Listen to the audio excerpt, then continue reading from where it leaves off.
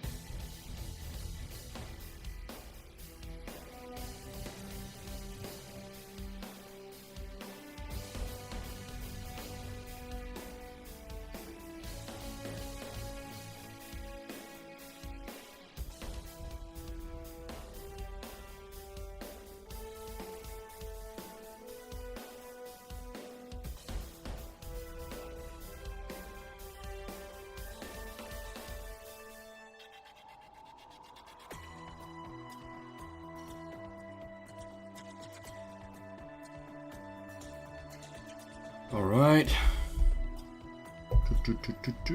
Switch screens. Oh. There we go. Long 3-hour episode ahead. Don't know what this episode would entail, but it's gonna be a crazy one. So let's see. I'm gonna just wait a couple minutes. Get everything set here. Well, it is pretty much set, but I just want to make sure that we're at the right pages, and we're going to take a look at our season so far, obviously, and then we're going to kind of go from there. So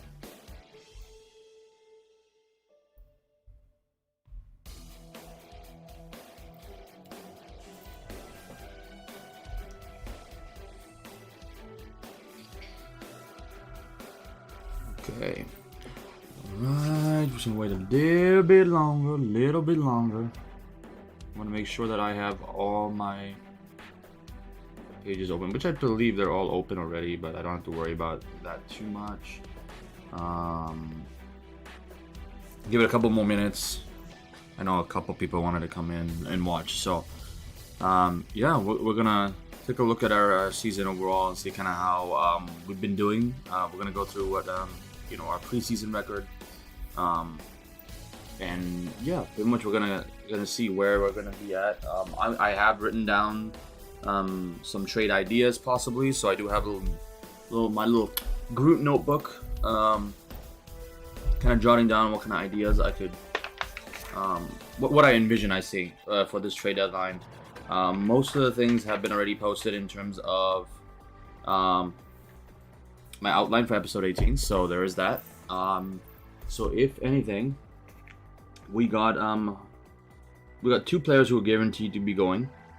But before we get to that, we had to do some player scouting. So we're gonna actually look at players that I've already scouted, but then we're also gonna go and then delete players off that watch list, and then we're gonna basically go through every single team, see who the younger guys are, who's progressed the most, how many years they have, how much of a cap hit they have. I'm trying to shed some salary, but I'm also trying to trade a young gun in Ty Smith for someone with 3 years or more in terms of a contract. The only thing is, if it's 3 years or more and it's a young solid prospect, they're gonna be paid for $5-6 million, and I'm not gonna probably do that. But we'll get into that. So other than that, I think we're pretty much ready to get going here. My name is Manish from MK Gaming by Manish, and today is my trade deadline day special. But not only to trade deadline day special, we are going to be going through the season so far. We're going to be doing some pre-deadline scouting. Then we're going to go through with our trade deadline, review the trade deadline, and then we're going to play our game against the Buffalo Sabres. And yeah, honestly, it's going to be a crazy ride over the course of the next hour and a half. trade deadline, there's like it's kind of tough to say like if those pending UFAs will get traded, because there's guys like Malk and Raquel who I traded away for Kraftstov and a Sammy Blay. So we'll see what happens with them. I think some players as soon as you hit the deadline will have increased trade values, so that might help us in getting more prospects, or not even necessarily more prospects, but more picks. Our pick is not going to be as high. I think we're going to have a very late pick because of how good we're doing. But even if you have a late pick, the moves we're going to make to not only shed salary, but to get those prospects into the system, I think it will end up helping us slightly better than at the draft itself. Any players I draft is probably not going to be playing on the team for another 2 to 3 years. They're probably going to end up playing as AHL guys and progress there, because most of the guys who I want are already on the squad. My bottom six might shift a little bit depending on who is ready to be called up, whether it be in the off season or close to the latter end of this season. So basically what we're going to do right now is kind of take a look at all the games, not every single game, but most of the games from September to the trade deadline in March. We're going to take a look at just overall big losses, small losses, and such as well. But yeah, let's start with the Seattle Kraken. The Seattle Kraken went to a shootout. It was a shootout win. Very close game. It's a preseason, so they didn't have the full squad, but they did have Matty Beniers in the lineup, and Matty Beniers was not in the lineup for the regular season games, and I was really surprised because Beniers did show up quite a bit, and they were there. I think he was the leading scorer, if I'm not mistaken. And if I am mistaken, It was 18 episodes ago, and I've been trying to keep track of stuff, but it's been a bit hard at times. But yeah, like we had some wins, we had some losses, as you can see against Anaheim. They fought hard. All the games had at least 4 goals in them. A lot of them were close. There's 1, 2, 3, 4 games that were really close, and I'm talking about Seattle, Anaheim, LA, and then Vegas. And then we go into October here, and our first game of the season was against the Oilers, and it was even closer compared to the last 5-2 win we had. So the biggest win I think we've had is a 10-1 win, but that's coming up. Obviously, you can see that 10-4 win there. Now, early on in the season, obviously, I did not have the sliders kind of adjusted in a sense. So, considering the sliders weren't adjusted, there was a lot of lopsided wins. It is a little bit more competitive now, and early on the season, as you can see, I didn't really lose much. Another big win against 8-1 against Buffalo, which I already kind of let you guys know of because we're facing Buffalo again today on the right after the deadline. And I think our first shutout of the season was against the Oilers, so we had a 2-0 record going past October against the Oilers. So it hasn't been a bad season so far. If I'm looking at November, I think that's when we got our first loss. And that was against Colorado. After beating them 6-1, we faced them and we lose in a shootout 2-1. And it was a hard-fought game. The goaltending was absolutely on point. 2 games later, we lose again against Chicago, 1-0. And we're going to get to that Chicago thing because Chicago, I think, has beaten us both times. I was hoping they would make it into the playoffs, but they might not make it into the playoffs. Oh no, they will. They look like the playoff team, so I really hope I face them. I think I want a bit of a challenge in the playoffs. So, and Petty Kane and Taves and all those guys, they're gonna be gunning for the Canucks. So, other than that, we did have some close wins against Boston, 3-2 OT win. A lot of OT wins, a lot of OT losses. But the thing is, after that 3-2 OT win against Boston, we had actually our first regulation loss against Boston, 1-0. And it was not even like Tuukka Rask on the other side or anything. It was who was it? Was it Halak? Because I did trade Halak by that point, I think, for Swayman. And if it wasn't Halak, it might have been someone else, and I'm drawing a blank. I apologize. But yeah, that's basically November there. Now you come to December. Some close wins again. You know, it did really come down to goaltending and defensive play. This month, I believe it was two shutouts, I think, and it was one for Demmer, one for Sway. So that was a pretty nice kind of touch to the end of for the December kind of schedule there. If we're looking at January, we started off the year with a pretty big win against the Seattle Kraken. The only thing is, we lost almost immediately in a shootout loss against the Islanders.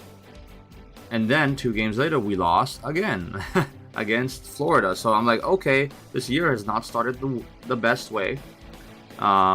We have not been playing defensively as well. But at the same time, they did go both to OT and then to a shootout. So there's that. Then comes the 10-1 win against Carolina. This game was absolutely off the charts because if anything, this was a bunch of lucky bounces. Half the goals were lucky bounces. Some of them went off the inside of the post and in. So the shots that did go in were great goals, obviously. And when you hear that ding on the iron, you're like yes, that was oof. You take a little sigh, like you breathe in, you breathe out, right? And then over the course of the next little bit, it was a lot of 4-goal games for us, but then again, not bad in terms of their overall play. Like both teams, like all 3 teams after that, Capitals, Predators, Panthers, they all played really well. I think Panthers pulled a goalie, and I think that was one of those 4 goals with an empty net goal. So yeah, and I think our biggest loss was against the Oilers, 5-2. So after beating them twice at the beginning of the season, you had a 5-2 loss against the Oilers in late January. 2 games later, we lost again to Chicago. So like this recently, we lost to Chicago. It is crazy. Like we've not defeated Chicago. They beat us 1-0 before. They beat us 4-2 now.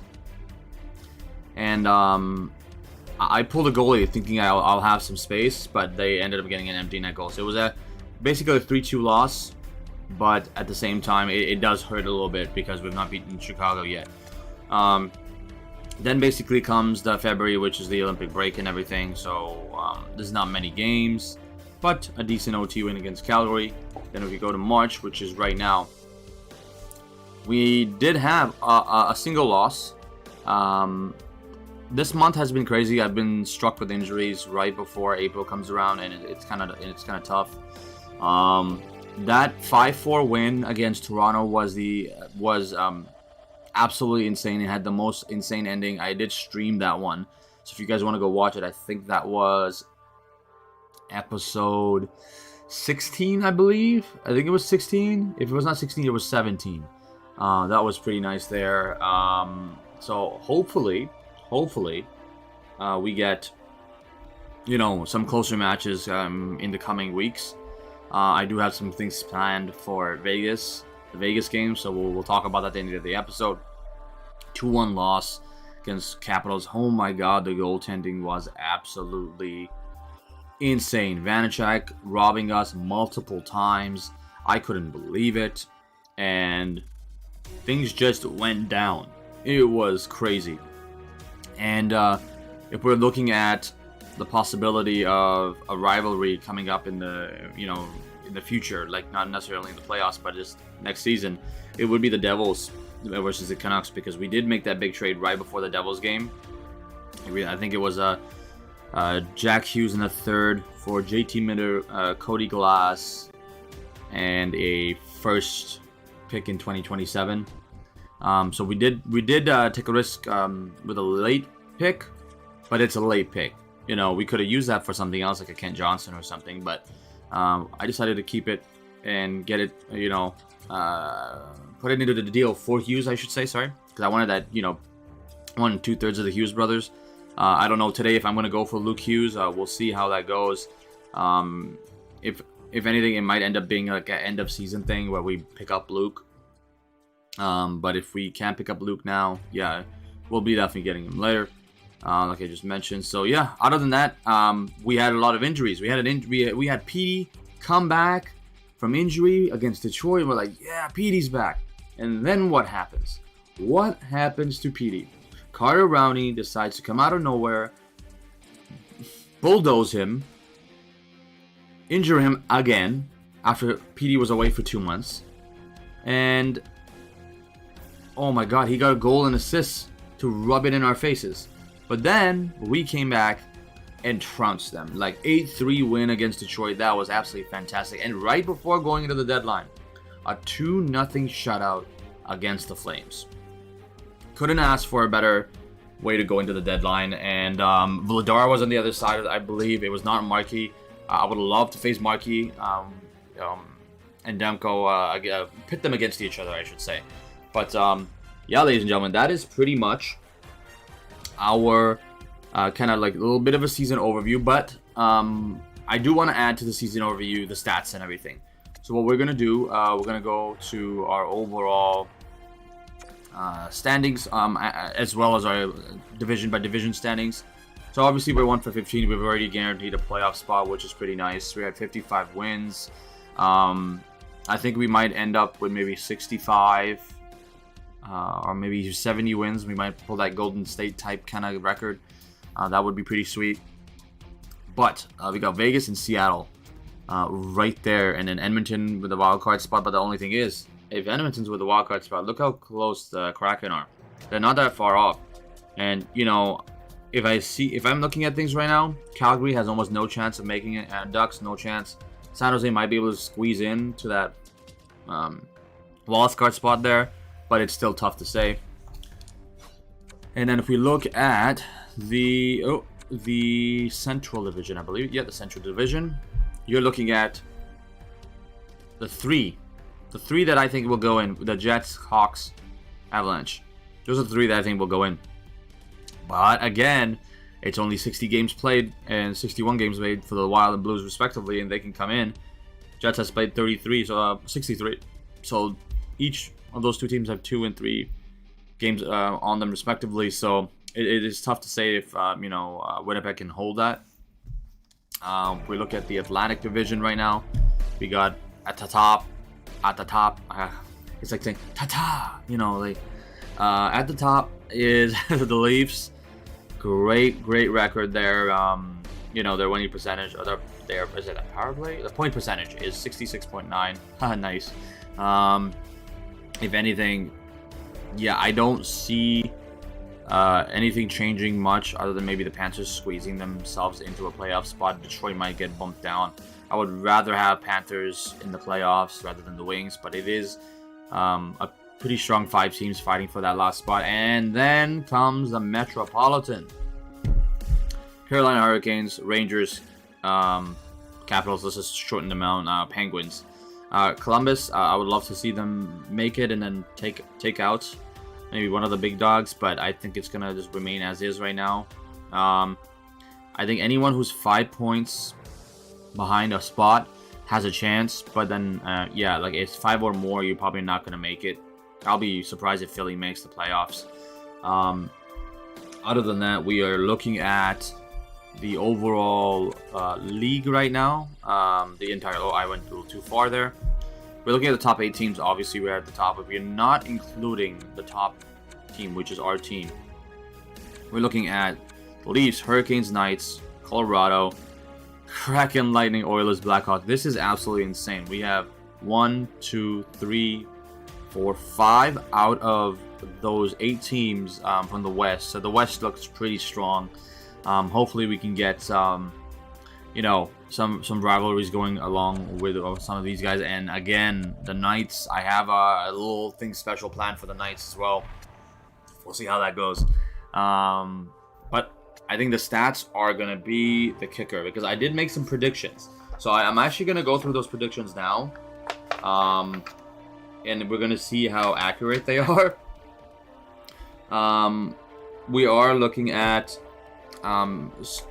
players that have not been traded. So whether that be big players who've been traded, I'll kind of leave them to the wayside. Now, I had some big hopes for certain players. If we're gonna immediately look at the top right now, Besser, I had projected him for 55 goals and 30 assists. He's already passed the 30 assist mark. And he possibly can get to that 55 goal mark if he goes on a tear. I predicted 85 points. I think he'll pass him 100%. If we're looking at Höglander, I predicted 20 goals, 40 assists, but he's met it. He's gonna get those assists, and he's gonna get that mark there. So he's made it. He did exactly what he was supposed to. I don't think I made a prediction for the defenseman, which I absolutely hate that I didn't do, but we have to go just deal with that right now. Podkolzin, on the other hand, I said 25 goals, 20 assists, 45 points, and Paz is already at 50. So he is having an excellent rookie season there. If you're looking at Connor Garland, might be one of the odd ones out because I might have to shed some salary for next season. And I predicted 25 goals, perfect, but 45 assists. So he is 20 points off of what my prediction was. So we'll see how he does at the end of the season. We'll go through like a similar overview before the playoffs. It might be the end of season special kind of thing, and then we might go do like a playoff special where we do 2 games per episode type thing, similar to what I did last year on my channel for NHL 21. But we'll see how that goes. And we're looking at Horvat. Horvat, I said 30 goals, 40 assists.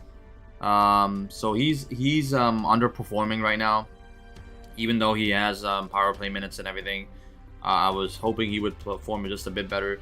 But in a sense, I'm kind of glad he's not performing the best because I don't just spend as much money on him next season because he has 2 years left and he has 1 year left in the next year. So I would have to sign him to a decent contract if anything.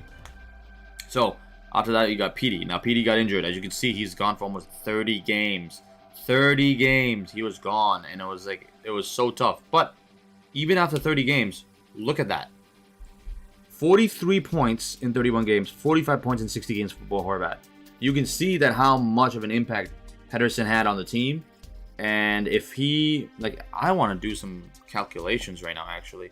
If we just bring the calculator on the computer here. If we look at 60 divided by 31. So Horvat's 60 games is divided by 31 of PD's. And then you times that by 43. He would have been at 83 points right now. He would have been the top player on our team. And it would have been an absolute sight to see. And, PD's prediction was 30 goals, 66, 90 points. So he definitely would have blown past that. He would have been a 100-point player this season. Now, can PD get 50 points, something insane like that in the next 22 games? I don't think so. But I think if PD works hard enough, he might hit that 70-point mark. And he'll perform in the playoffs. And, barring any injuries, obviously, again, because he's been injury-prone this season. He's had 3 injuries, 1 small 2-day injury, 1 2-month injury, and then another one just now for another 2 weeks, I believe. Actually, there's no... it's pending evaluation, so I don't even know how long he's going to be out. So there's that. I'm trying to see what other players I have on this list, because the prediction list had Gurianov and Dickinson on there, so I wanted that kind of stars connection, but I traded both of them away. So I'm trying to see who else is left. Tyler Mott. Tyler Mott. So Tyler Mott, I had 15 goals, 15 assists. It looks like he might hit that mark. He just needs to hit 30 points. This is while he's on, the third and fourth, bumping between the third and fourth line. So there's that. I had Bobby Ryan here, but Bobby Ryan I traded him to the Leafs and then he scored on me. And Kunakol too. And I've been having some bad luck with players who I trade away and then they score on me. It's been pretty crazy. But considering that I can't really go through any other players because there's a lot of players that I've acquired after I made these predictions, I do want to take a look at the goalies though. So the predictions I had for goalies was actually for Demko and Halak, but since I traded Halak for Swayman, I was not able to have a prediction for Swayman. But Demko, I had 35 wins. Obviously, he got that. 905 save percentage. He has a 919. And a goal against average of 1.95, and he's at 1.84 right now. So there's a lot of season left to go. Swayman is going to get another 4 starts, and he's going to be eligible for the Calder, I believe. So there's that. I can't wait to see what he does with that.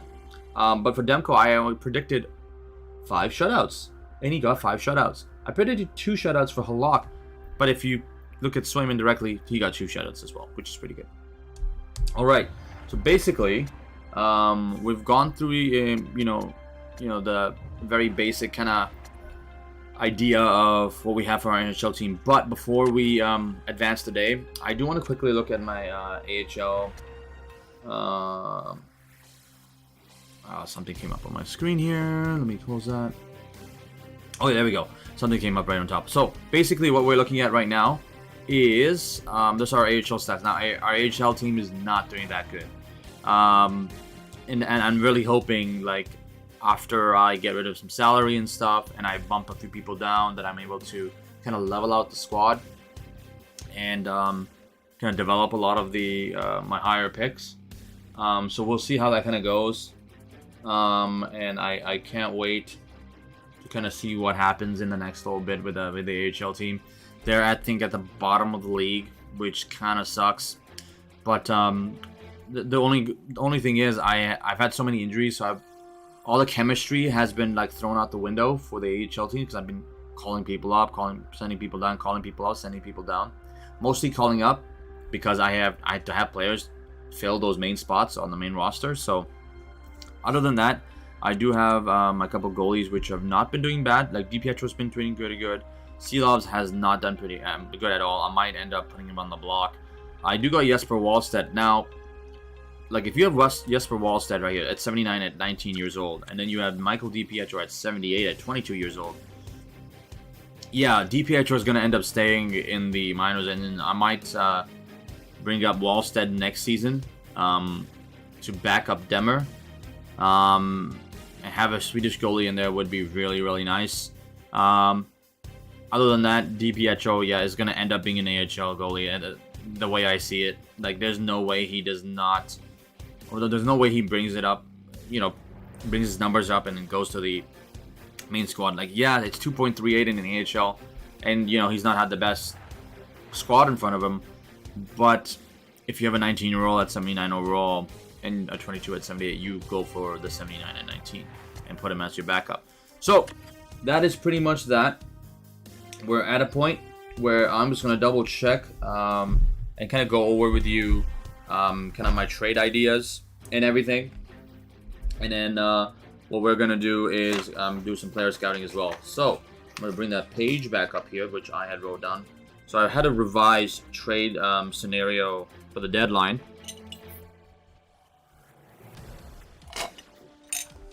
Throat was getting a little dry. Need some apple juice. So basically what we have here is 4 trade scenarios. Not all. Now the last 2 are not going to be done in this episode, but I had an idea for them, right? So Connor Garland, I was thinking of shedding some salary for a somewhat decent player. If we're going to go to right now to the player search right now. I said right now twice, about 3 times now, but you get my drift. We're looking at a lot of great players here that we can go for. I had an idea of going for Dylan Gunther or Eklund or Matty Beniers. So yeah, there is a lot of great options here. Now, if you're looking at Eklund, he's a 76-19, and he's a Swedish kid and doesn't have bad stats. But then if you look at Gunther, he's 80 and 18, and he will immediately shed salary for us because he's still a CHL player. So we might end up going for him. If we're looking at the possibility of getting rid or getting a player, yeah, I think if in what order would I do it? I would put it Gunther's, Benier, Eklund. Because Beniers, as far as I know, has signed a 3. Oh, he has not signed. But he has a 1 year left, so that's the one downside for him. I would love to get like an Eichel, but like if I can get an Eichel retain $5 million, if somehow that works, then I'll do it. But it's not gonna work. I don't think the Sabres are gonna agree to keep $5 million for the next 5 years, and then take what we are offering them, right? So Luke Hughes is 74 and 18. That's not bad at all. He has great stats. He's 18 years old and has those stats. Like, he can build up real quick. He's a lefty though, so just like Quinn, he's a lefty. But if we're looking at any for Garley, Garley, it's gonna be Gunther, Eklund, Beniers.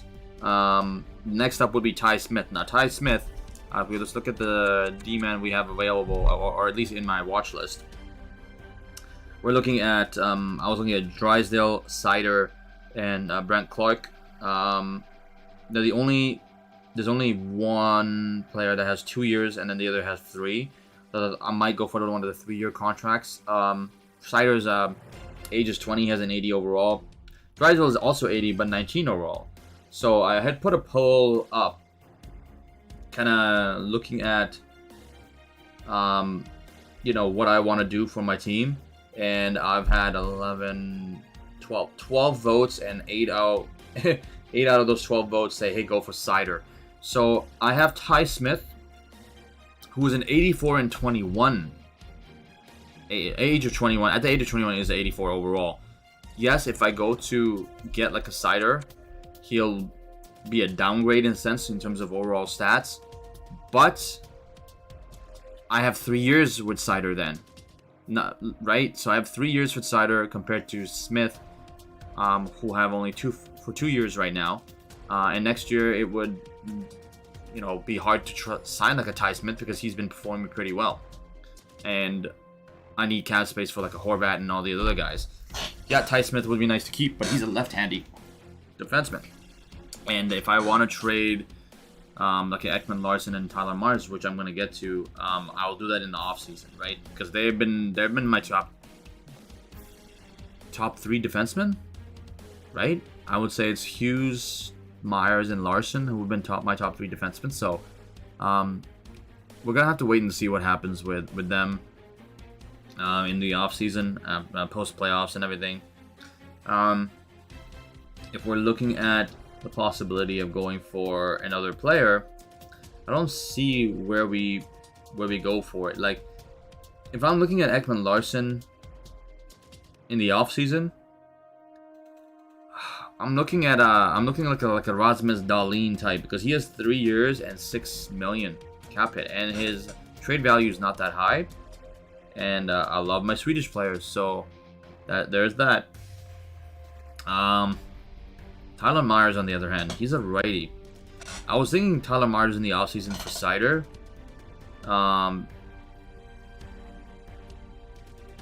But it's oh man, it's tough.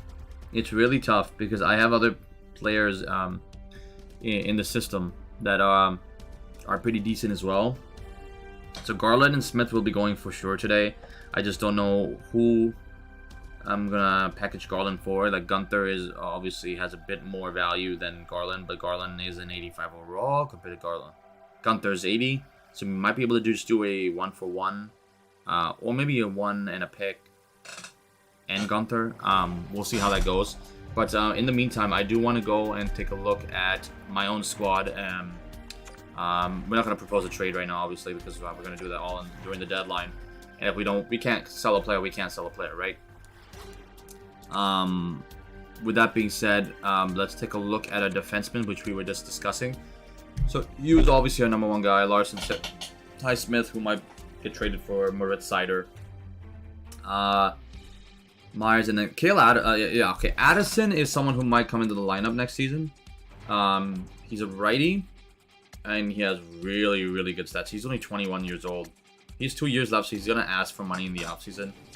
But he's going to be an RFA, which is pretty good. So if he's a righty, we might be looking at Hughes, Seider on the first pairing, and Logan Stanley, Addison on the second pairing, and then a Rathbone Dursey on the third pairing. So yes, it would be a bit of a downgrade on our guys, but then Myers, if you look at him, You know, you got 88, 80, 90 overall. If you just compare him to like a Moritz Seider here, and yeah, right now we're just doing comparisons. You look at the stats. It's not bad for you know, his physical nature, right? But if you do directly here and then you click it and then you go down and you kind of spin through it, puck skills way better for Seider. Same thing for senses. Same thing for shooting. It's almost identical. The only thing is, you know, it might be off by a few fractions. Endurance, I think it was, is 91. Was it defense? Defense is honestly, it's almost the same exact player, which is kind of crazy to think about, right? But yeah, that's kind of the idea I had for today's trade scenarios. It seems like I'm zooming past a lot of the you know, the content that I was going to bring today. But what I am going to do is I'm going to go to my player search slide thing and then go to the watch list and remove some players right now. And then we're going to do some scouting and see who else is available. So Svechnikov, I'm kind of surprised he's that low. He's 88, but he's 7.25. So if I did want to bring in someone like a Svechnikov, I could bring him in, flip him back to Carolina in the offseason and get something out of him, right? Because I honestly, Gunther, as great as he is, 3 years from now, there's no guarantee he's going to be that 88 overall even, right?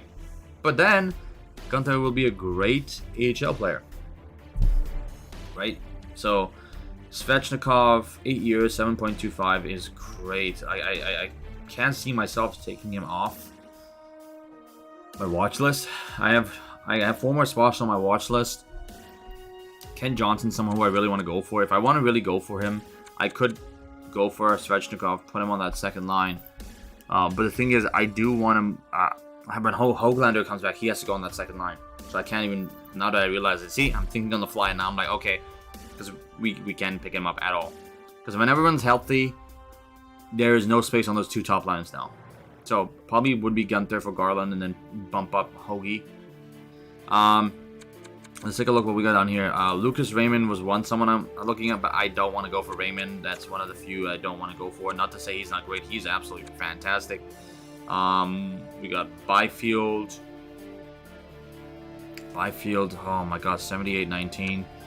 And he's physical too. Oof. He's really good, but I don't want to go for Byfield either right now.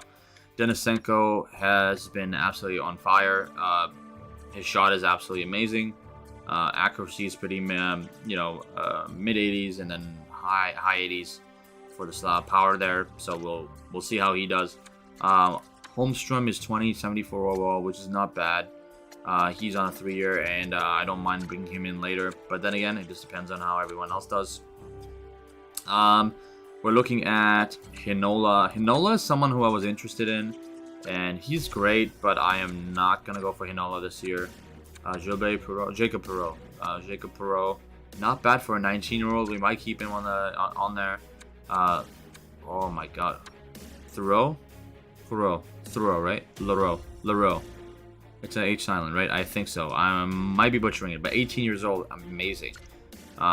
Center, we possibly can pick up. Now, Atu Rati, he was projected to go first overall in the 2021 draft, dropped significantly. Was drafted in the second round, which is absolutely insane. We might be able to put him in to our AHL squad if we have someone we can trade for him. Then we have this guy, Oliver Kapanen, 18 years old, 68 overall.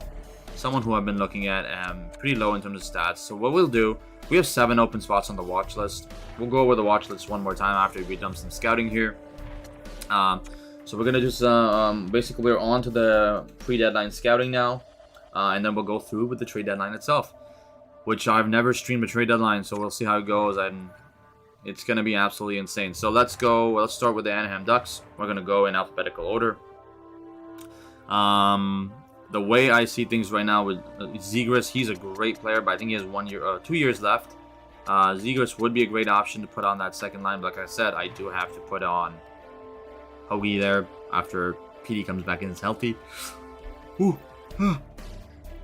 I was looking at Mason McTavish, but then again, he's not as good as the other players that I have on my well, not to say he's not good. I should not say that. Like on my watch list itself, there's players that have similar that it's a similar age that have better overalls. That's what I meant to say. I'm butchering the things today. I'm going with the flow. We'll see how everything goes tonight. And then Gunther, if I can snatch Gunther, that would be a bit. Actually, you know what? That would be big because he's elite medium. He's not elite low, right? There's Soderstrom's a top 4 high. He's good. He's good. And I'm thinking like, I know I'm interested in getting someone, but who would I get? Like, before I go forward, I want to see who else we can possibly trade. Because it would be Garland, it would be Ty Smith. Yeah, who else can we really trade? There's all the guys I have. Like if I can, okay, maybe Nicholas Robertson. He's elite low, so we can get like an elite medium player. That might just work. Or someone who's just a little bit younger and who has a better overall. We'll see. We'll see what's available, and we go from there. So let's go to Boston again. If we look at what do we have? McAvoy's up there. Carlo's a great option actually, but I'm a Canucks fan. I just took Swayman at the beginning. I'm like, ha ha ha! Take my older Halak back, you know. Really butcher Cousins. Darlene, yeah, he's 85, 21, 6 mil. 3 years left. That's a solid contract right there. But then the thing is, there's open power. You might as well go for open power. But he's signed at 3.665, which I totally forgot to switch certain things around. So then he ended up, you know, being able to sign that there. Calgary had someone who I wanted. Well, not Tanev. Not Tanev. Don't remind me. Don't remind me. We're looking. Oh yeah, there's not much on Chicago. I think was it Chicago? No, was it Calgary? No, Calgary might have been the team I was looking for someone on. Look at that. They have some great players. Svechnikov is gonna outperform Aho. Like, oh my god. Like, if I get Svechnikov right now, though.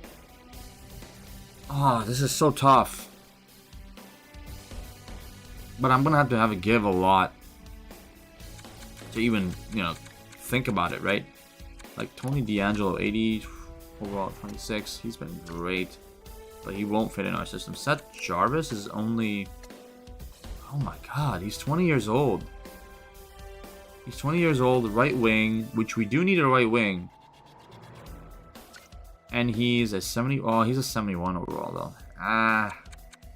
Ethan Bear. He's a right wing. Oh, Ethan Bear's pretty good. No, we're not gonna go Ethan Bear either.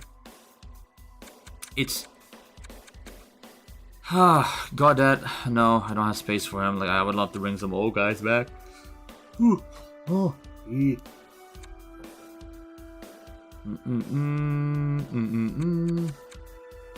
Landeskog only. Oh, he's how is he that low?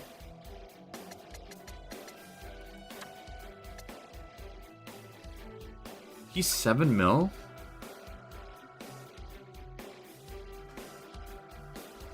He is almost the same. We can retain a little bit and get Landeskog. But he can play. But Landeskog can play center as well. Newhook though. He has 2 years left. Oh my god, Newhook. But he's playing this year, isn't he? He has 21 points in 61 games. So he cannot be sent back to the minors. I can't stomach getting something like him and sending him to the minors right away. He has a 1 year 7.5, doesn't he? Yeah, he does. God. He's gonna ask for so much money if I try to go for him. I can't go for the big players. I keep saying I'm gonna go for the big players and I'm not going to. You know what I'm gonna do? We're going to go for my defenseman because we need to focus on defenseman. Ty Smith or Sider will be great. But if I can get someone who can immediately help on that right side, we might be able to bring that person in. Broquist, he's a righty. He only has 1 year left though, but I think he's signed already. An extension for 5.3, so I don't want to add that much in. Oh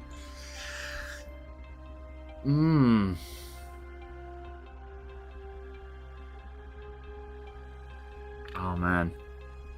I'm looking at... I was looking at Harley earlier. He's 3 years, Thomas Harley. He's a lefty though. That's if I was going to replace Rathbone. But Rathbone, like, you know, he's had his ups and downs. He was very cold for a bit, and then he's starting to pick it up again. I wish there was a way to take a look at the most recent, you know, 5 or 10 games for a player, and, you know, how they did against a particular team.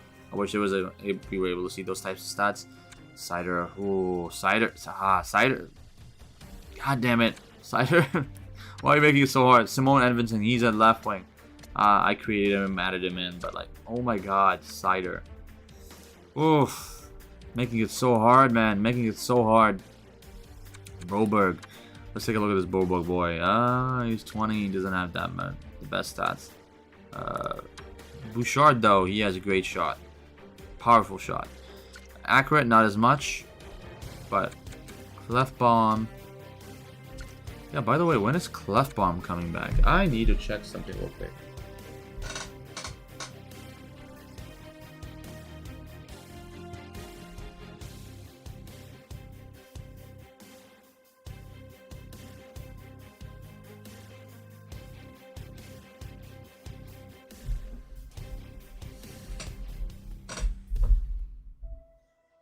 Alright. Looks like Clefbaum has a degenerative shoulder problem. I think that's what someone had told me. So well, he's still a good player to pick up, but still I want to leave him on the Oilers there for now. Yeah, it's tough because like I got Addison from Minnesota, which was a great pickup. He'll outplay his trade value for sure. Romanov's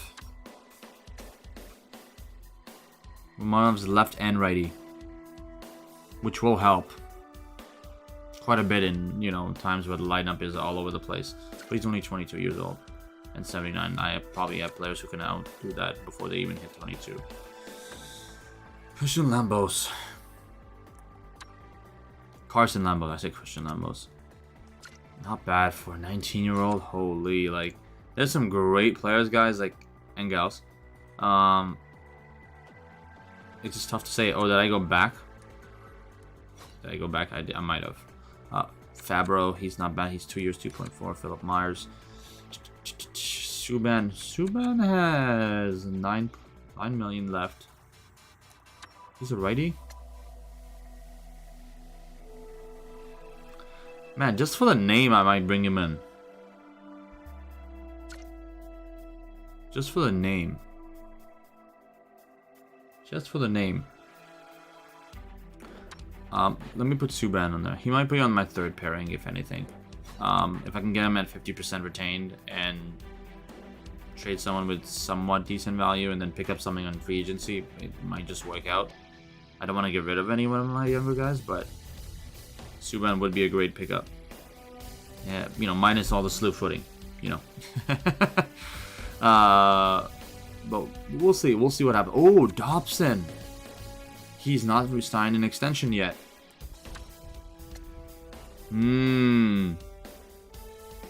He's a righty too. You know what? Let's put Dobson just in case I change my mind at some point. Before I change my mind, I mean. Keandre Miller. He's 22 and 81.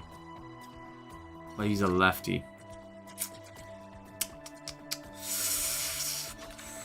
Sometimes it's tough. Bernard Docker? Ooh. He's a righty as well. Bernard Docker. Oh man, having someone like with that kind of name on the squad? Yeah, let's put him there. Zub Artem Zub. Zub. Zub. That was stupid.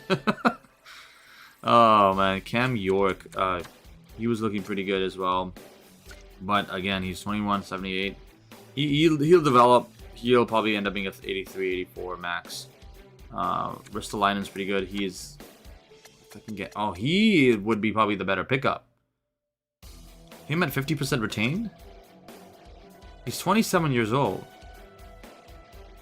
You know what? We'll pin him as well. Just in case. Patrick Joseph. Pierre Olivier Joseph. San Jose Sharks. Ferraro. He's only 23 years old. He's a big dude. He's only gonna get bigger. Let's see. Hayden Fleury. Yeah, there's not many guys on the Seattle team that I want to go for. But if I do trade with them, it would be nice for rivalries and stuff, right? And my players who are trade away scoring on me again, like they did Toronto.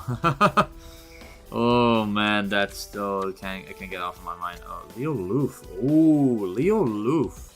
2020 third round. 1978. Oh wow. Yeah, Loof is someone we might go for then. Let's go Tampa. Calfoot. Is it Calfoot? Yeah, it is Calfoot. Yeah, but he's 23 years and 79. I might as well go for what was his name? Loof. Oh, I didn't check the other options here. Cernak, okay.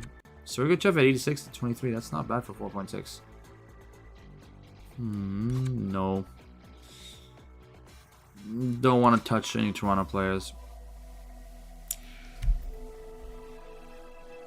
Nick Hague.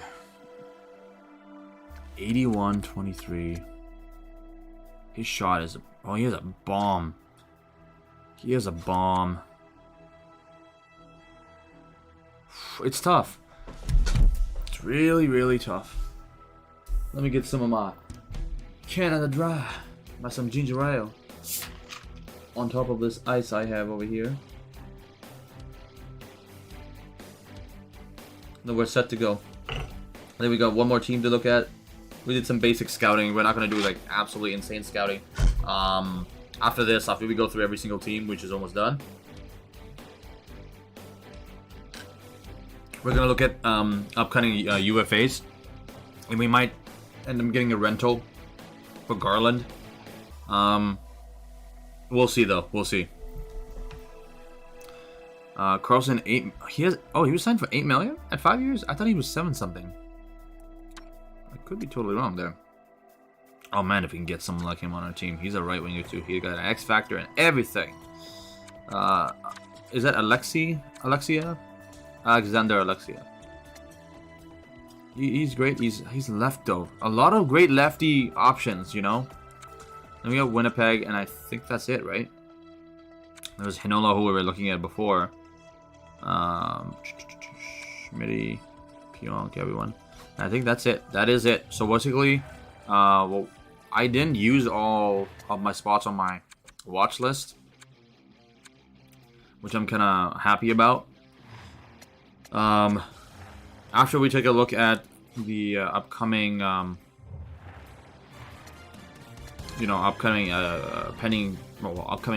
free agents. Oh, I am mixing a lot of words up today.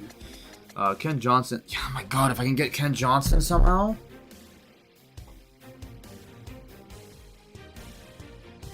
Would I do Ty Smith and Garland for Ken Johnson? I probably would. And I'll probably put Kyle Burrows on that second line until the offseason. I might not even go for Sider.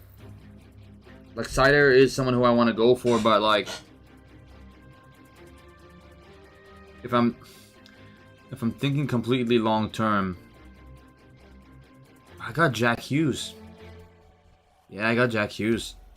Ken Johnson would have had to be on the third line then. I don't want to put him on the third line. But he could play wing. That's the thing. God, it's so tough right now, guys. It is so tough. So, let's take a look at who we added so far. We added Ristolainen. Adding Ristolainen, 27-year-old, 84 overall. Not bad at all.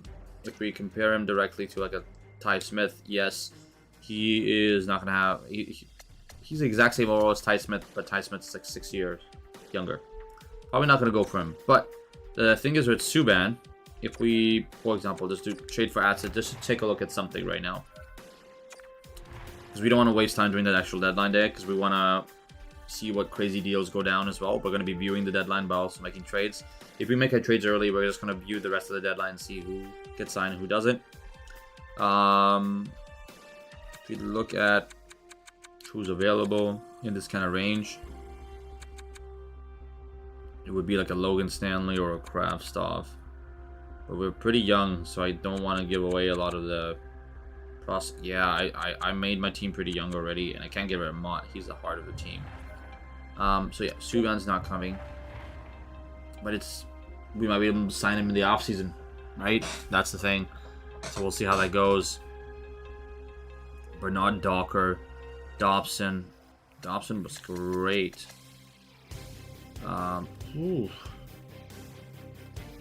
Dobson, it doesn't feel like Dobson anymore. Like, if I'm gonna go for Loof, who do I trade to get Loof? Right? Who do I trade to get Loof? It would have to be Jet Wu or Kiel Addison. Oh my god, I don't want to get rid of Jet Wu, but he's. Oh, I don't want to get rid of Jet Wu.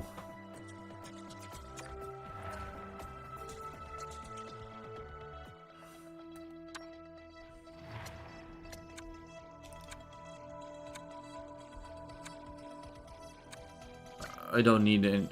I need right defenseman, but 1-for-1. I tried, guys. I know it's not trade deadline yet, but I just wanted to see. There was a good chance it wouldn't happen, but all right, let's go back now. So we're back here.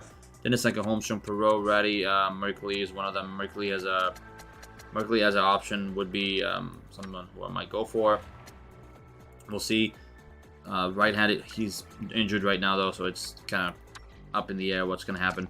But let's take a look at our UFAs and let's go straight into the deadline. This is going to be an amazing deadline kind of special we have upcoming year. So we'll look at UFAs first, and then we'll look at RFAs. Got Bergeron, Malkin, top 290 overall players. Malkin, someone who I've been looking at. If I want to get, if I want a Russian line, I could do that temporarily. But then I have Jack Hughes that I just brought in. But if I get rid of Garland, move Kravtsov up one spot from the third to the second line right wing spot and put Malkin in the middle, and then put Kozin on the left. Got that Russian line going, and then we can put Horvat on the top. While obviously Hoagie and PD are gone, but Hoagie and PD are going to come back. So that's another thing. That's the downside, right? You can't move around too many players. Can't trade for too many players that are going to later drop in value. But the thing is with Bergeron and Malkin, the 90 overall, so their trade values will increase if you sign them to a contract. But the way I see this, if I separate by potential, there is some great options that we will see that are on the 26. Oh my god. Raquel's still not been signed? Holy. Yeah, you know what? Let's just go by overall. Let's just go by overall into Goudreau. Johnny Goudreau. How? Whoa, man. If we can... It's crazy. Like I would love to sign some of these guys, but there's no way to do that if I really want to go through with a semi-rebuild type thing kind of situation. Ryan Strome is in there too. This offseason is gonna be bonkers. Shipachov. Oh, he's 35. I could bring Vadim in. Vadim, put Vadim on that third line with Kravtsov if Kravtsov doesn't make it up. Yep. Oh my god. Yeah, a lot of these guys like Ristolainen and Subban, the real reason their values are so low is because of, you know, them being pending free agents. Phil Kessel, he still got the speed. He still got the speed. Philip Forsberg, he's 83. I can't believe that. But he's probably that low just for the reason that, you know, his year is coming up. His year's coming to an end with the Nashville Predators. That's what I meant to say. Zdeno Chara. Should I bring Chara in? Oh my god. Chara and oh my god, imagine Chara and Myers. Woo. Damn, fighting skill 90. You don't make with you don't mess with Zdeno Chara. I made that sound so Indian. Chara. Who else is there? There's gotta be someone hidden. No, that was not who I'm looking. It has to be. Ooh, we got Spezza, Parise, Grimaldi, Domestikov. Who are the goalies? Fleury. Holy. 37.90 overall Fleury.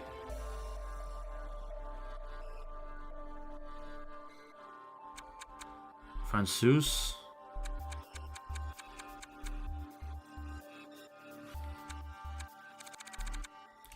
Like how much? Let's see how much everyone's getting paid right now.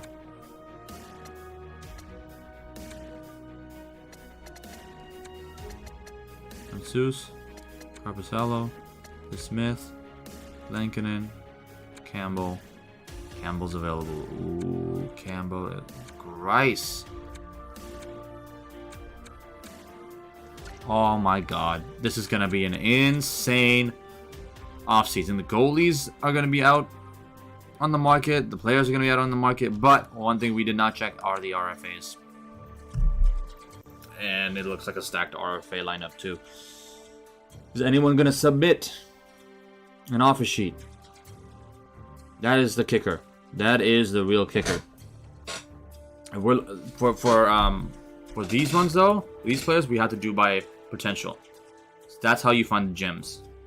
Look at that, Kako. Look at that. Kako is very similar. He's basically Kravtsov, but not Russian. Right? And then Beniers, his stats are insane. God, I might just go for Beniers instead of Gunther. Put a Matty Beniers in the AHL. He's not an AHL. He can play if he wanted to in the main squad.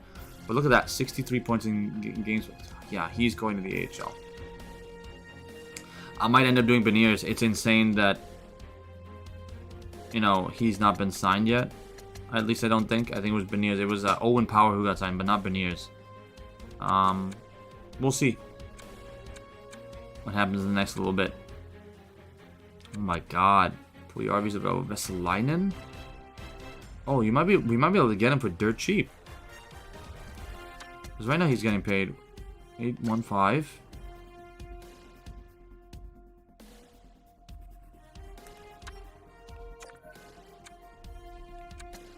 Complete scout. Okay. Alright guys. Riker Evans is there. Everything's there. We're taking a look at basically we did our season overview. We've done some basic scouting. And I think it is absolutely time now that we advance the day and we go into our deadline. Oh my god, let me get comfortable. Let me get comfortable. We're going to see some big trades go down, not only from our team, but across the league. Let's advance the day. And we are now in the deadline boat. We have to put players back in the lineup. Kyle Burrows. Who's going to take Kyle Burrows? Kyle Burrows. Kyle Burrows will go there. Yeah, I'll put Kyle Burrows replacing... Oh, actually, no. We don't need to replace anyone right now. Conservative buyer? Conservative buyer. Alright, here we go, guys. We're entering the trade deadline. We got a lot of crazy players available. It's insane.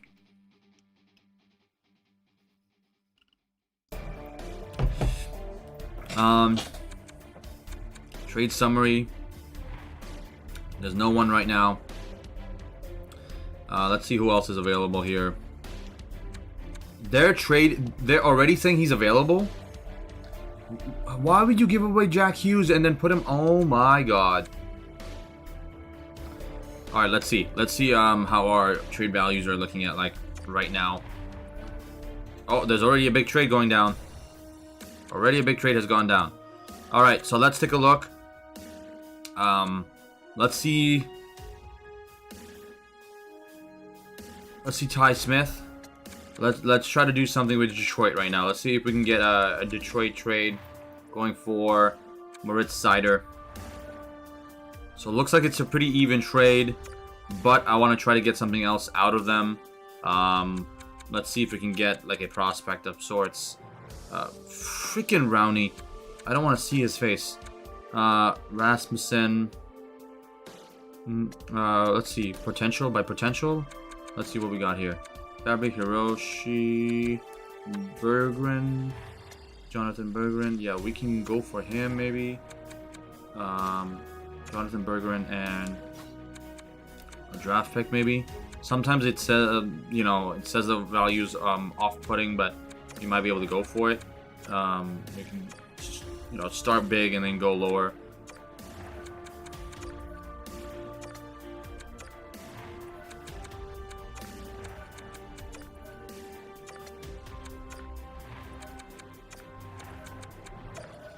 We're getting closer.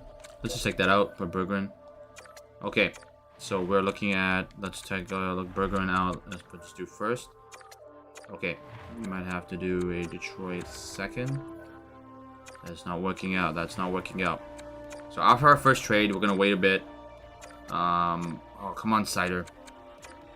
Third, fourth, and fourth. Come on. Something. Give me something. Okay. Alright, we're not close yet. Let's do fourth. 2 fourth picks. Are we getting closer?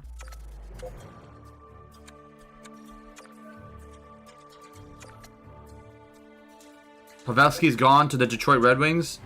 Oh my god. That is big. 5th. And a 7th.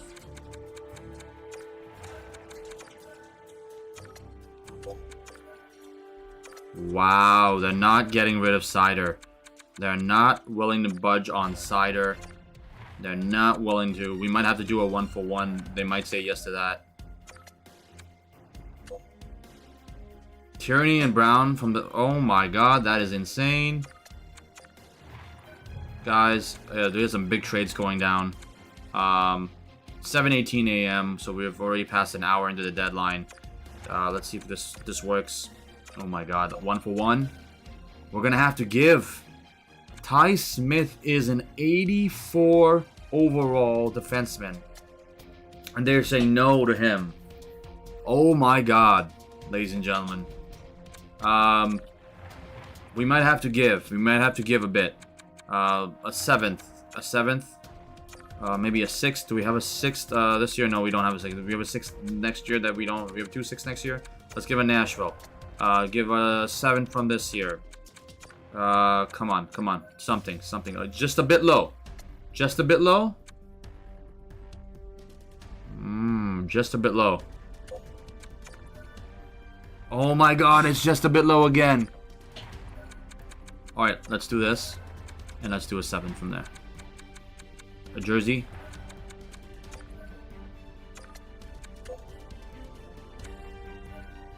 Oh my god! Jeez! What do you guys want from me? Okay, remember. Some people know what I just did there. It's just a bit low again. It's just a bit low again. Oh my god, we're just a bit low again. Can we get another 7th from next year? Give us a 7th. Oh my god, come on. Oh my god, come on. Oh my god, what is going on here? Holy crap, what do they want from us? Wow.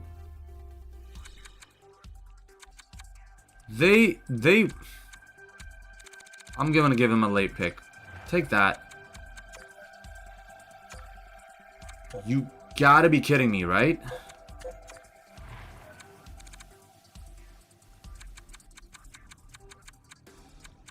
Okay, you know what? Let's put the Philly back up. Let's put that one back up. Let's give them a 7 Devils. Just a touch. Just a... Subban's gone! Ah! Holy crap. Oh my god. I've already spent two hours within this franchise for this. Oh my god, Moritz Seider. Oh my god. You son of a gun. Give me something. Alright, I'll give you a 6th, another 6th, and you give me a 7th. Take the trade. Oh, okay, our first big trade is done. Our first big trade is done.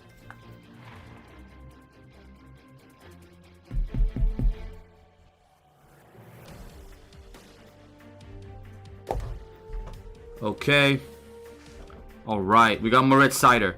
We got Moritz Seider. The Rangers picked up JT Miller? Oh my god. Alright, we can't waste any time. We need to try to find a trade for Connor Garland now.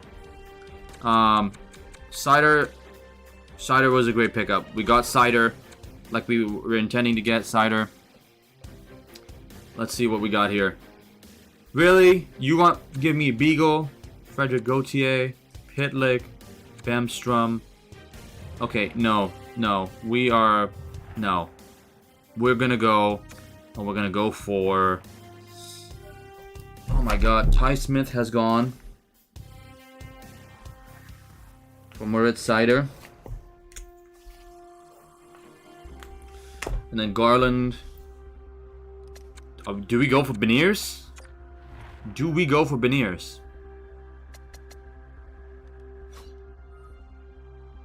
Where's Beniers? Oh, Beniers is... Oh my god. I'm like, where's Beniers? I'm like, oh no. I'm like, oh, what am I doing? What am I doing? Come on, let's go. We don't have time. It's 9:09. We have 12. Batty Beniers. Oh no. Beniers, won't work out. We have to give way too much. Yeah. So it's definitely not Beniers. We need to cancel Beniers out. Let's go to my boy Gunther. Where was Gunther? Gunther's Columbus, right? No, Gunther is Arizona. Gunther's Arizona. Arizona. They would have more than 50 players in the organization. F right off. Oh my god. Who's the oldest guy? Alright, take Highmore. Jesus. Arizona would have more than 50. Oh, they'd have more. We need to take from them. Coburn.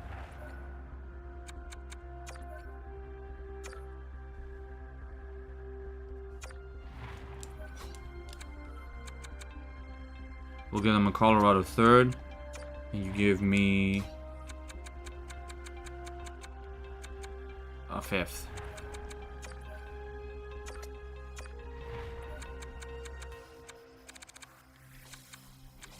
Fuck, give me a 7th. I don't care.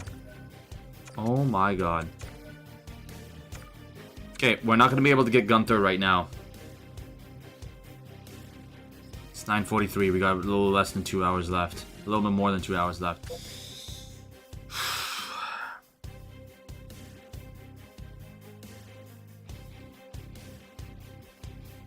How is our D looking right now? Let's look at our defensemen. So it's Hughes, Myers, Larson, Sider, Rathbone, someone else. Can we bring... Okay, let's take a look at our watch list real quick. Because holy crap.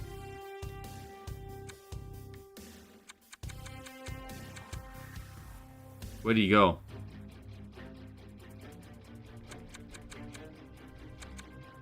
Giroux's gone too?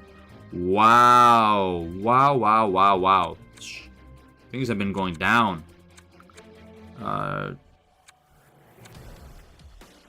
Oh my god, can I not look at... Holy. Off the market. Top 10 talent available. No. We had to look. We had to keep looking.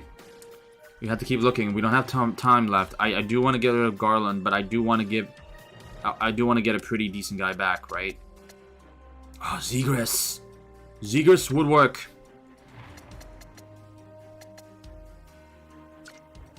How much... How's he been playing? He's not been playing good. Okay, let's pin to watch list. So we'll come back to Zegras. We don't have much time. Perfetti, yeah, oof. Even if we had to take some, you know, some money on, we'll do that. We'll do that. Pacioretty. A Zegras would have to go on that third line. And then Grundstrom might have to be sent down. I do want to make a big move, though.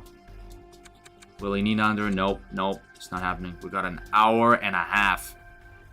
We got an hour and a half. Point is going to be paid like some crazy number later. The Perron, nope. Yanni Gourde's 30 years old? No way. He's that old? Jeez, I thought he was younger than that. Timo Meyer, nope. Oh, Willie Eklund. Should I just go for Eklund? Oh my god, maybe I should just go for Eklund. Garland. What are you talking about? There would be over the leaks. You son of a gun.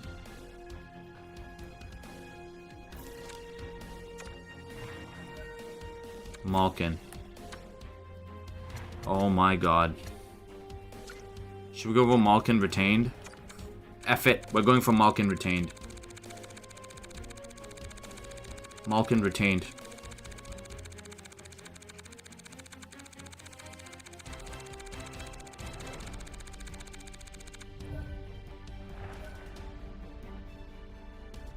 Soderbergh? Decline. I'm in the middle of the trade, bud.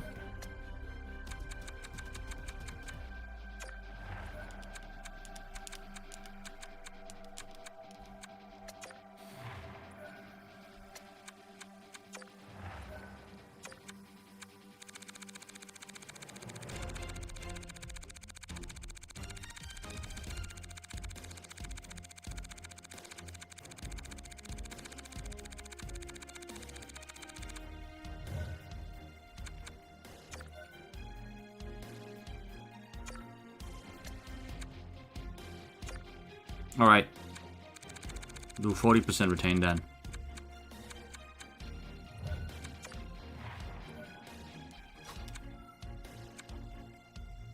Give us a fourth.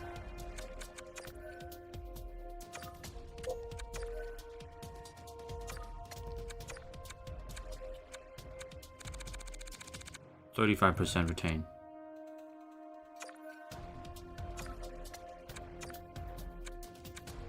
30% retained. Come on, give me 30% retained Malkin. Jeez. I don't have much time. I don't mind a rental.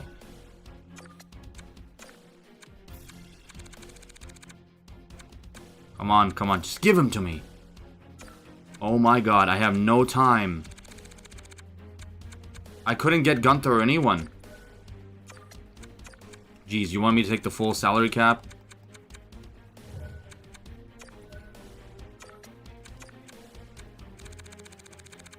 Alright, take 250. Come on, take 250, come on.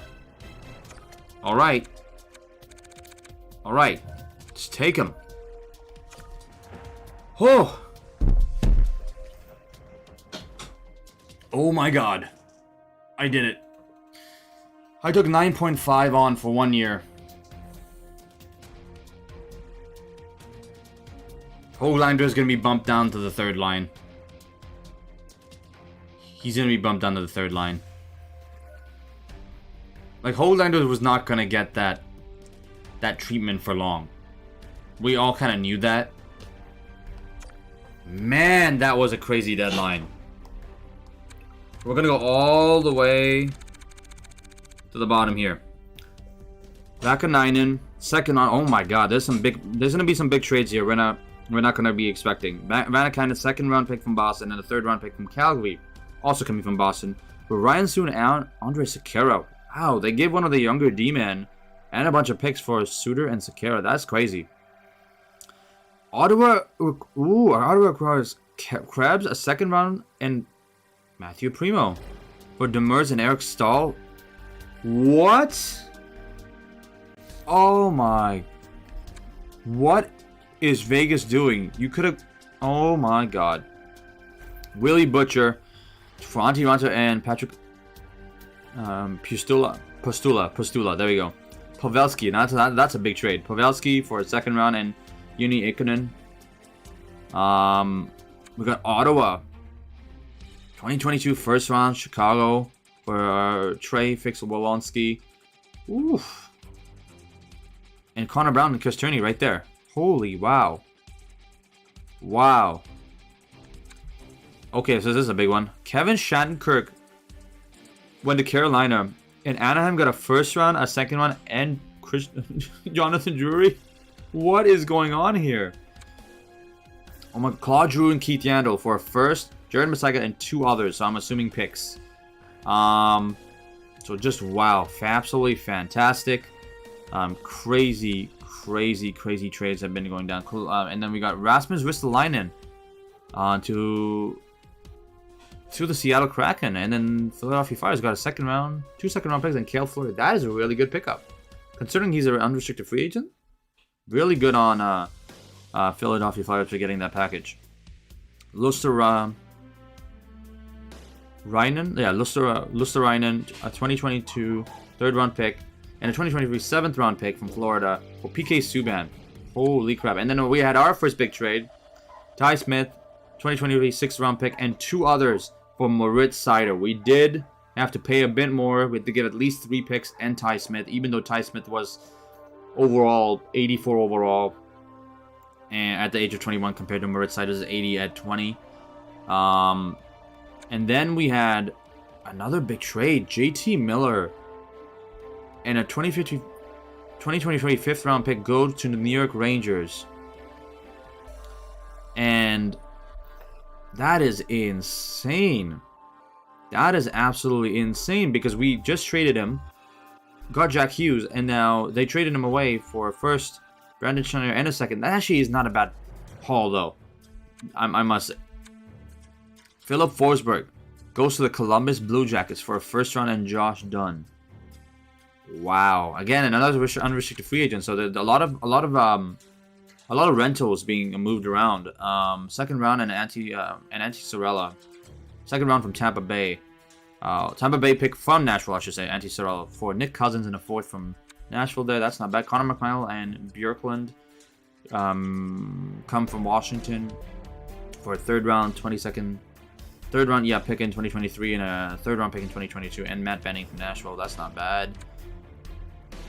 What's that next big pick? Oh my god, there has to be a bigger one. There has to be a big trade coming up here too. 2/3 for a third and Nikita Zaitsev. Okay, all right, I see. They probably just want to move up in the draft a little bit, or think they're going to be moving up. So Philly acquires Brandon Saad, a 2022 fourth round, and a 2022 sixth round pick for and while giving away 2023 third round pick, another third round pick, Detroit and Philly respectively, and getting. There is some crazy. Okay, all right. So a lot of the bigger trades have already happened. But then there is also the possibility that some players might get traded when they're not even played in the NHL yet. So there's that Ryan Dzingel and Johan Larsson from Arizona. Go to Arizona for Olsen, Bukaj, I'm probably mispronouncing it, and a third round pick from Colorado 2023, and that's what Arizona acquires. Wow! No way! Detroit Red Wings get Johnny Gaudreau, a 2023 third round pick, and a 2023 fourth round pick from Calgary for Simone Edvinsson and Sebastian Cossa. Two of the best prospects in the Red Wings system go to Detroit for a rental. Calgary, they're going to miss Gaudreau, but Edvinsson and Cossa, they're set for the next few years for goaltending. And they're going to have a wonderful, defenseman right there. Unless we go for Edvinsson in the offseason, in that case, Calgary might not have someone, right? Minnesota Wild and Edmonton Oilers trade with each other here. It's 2022 second round pick and Ryan McLeod, jeez. For Alex Goligoski and a 2023 third round pick. That's not a bad trade there. We got a decent one here. 2022 third from Buffalo. Vinny Hidrostroza, 2022 fourth round from Buffalo as well.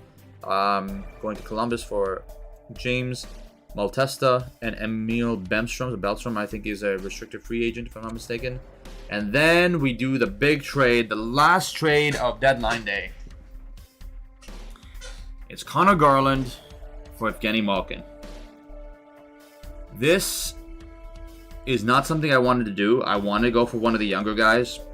But if I can sign Malkin to a decent enough contract, there might be a chance we might be able to keep Malkin around and maybe flip him later because he's a 90 overall. That's the only reason I did it. Connor Garland, way younger. Malkin, a little older. But really, really, really, really good pick up there. So, I'm just going to jot down in reference what we did. Now I'm already forgetting what picks exactly they were. So it was Cider or Ty Smith, 2023 6th Nashville. And there was something else, so we'll go back to the stream later and double check. Actually, I might even be able to check right now.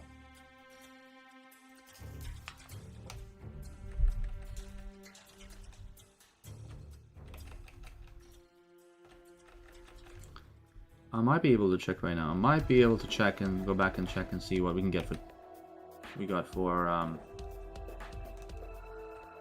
Yeah. While we're here, we're gonna double check and see.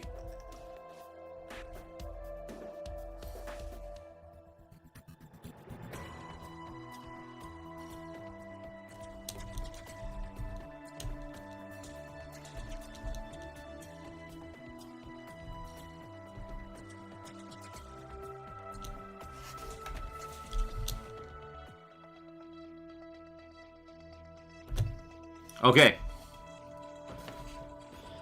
So it's a 2023 6th Nashville. It's a 2023 6th Philly. And a 2023 and then 2026 6th from Vancouver from us. We gave up a lot from our Red Cider. That is insane.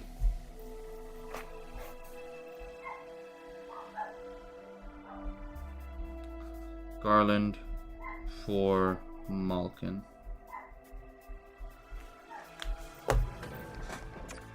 Alright, guys. That is pretty much it. We got the big trades that are going to show off here. I might take even take screenshots of these right here.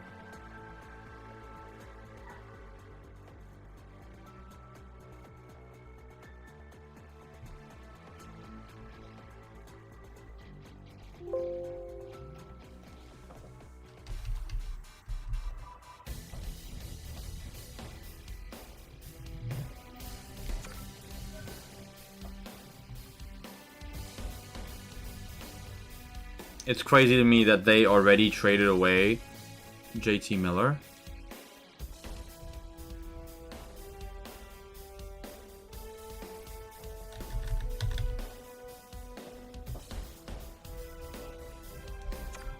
There's another big trade coming. Yep, that's the one.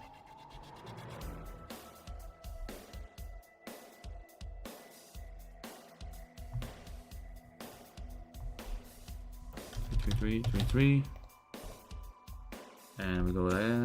Is that another big trade? Wow. So, ladies and gentlemen, that was our trade deadline. We did review it a bit. This actually might not end up being a 3-hour stream after all, but like I said, I might play an extra game, right? I might play, oh, they confirmed it. PD's out for another 2 weeks. So, at this time, let's take a look at our injury report right now. We're going to see what our guys are at. So, Larson's still pending. So, they'll all be back this month, which is pretty good. Holander has to be bumped down to that second. I have no choice. What can I do? I just realized. Wait a second.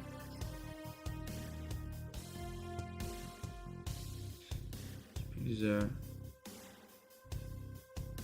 Warrat, Jack Hughes. Oh, I might have made a mistake here. I might have made a bit of a mistake. Let's take a look at all expiring. Let's see how much he wants. I don't have much cap space for him. He only wants 7.4. Sign Sodergren first. Get him out of the way. Boom, boom, boom. He's a rental, right? So, okay. That was kind of crazy. That was real crazy. Whew. I was not expecting a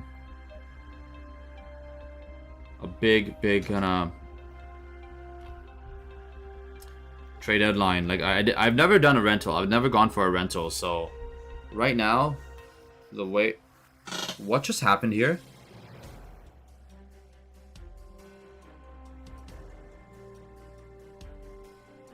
Did they just change my lineups without asking me?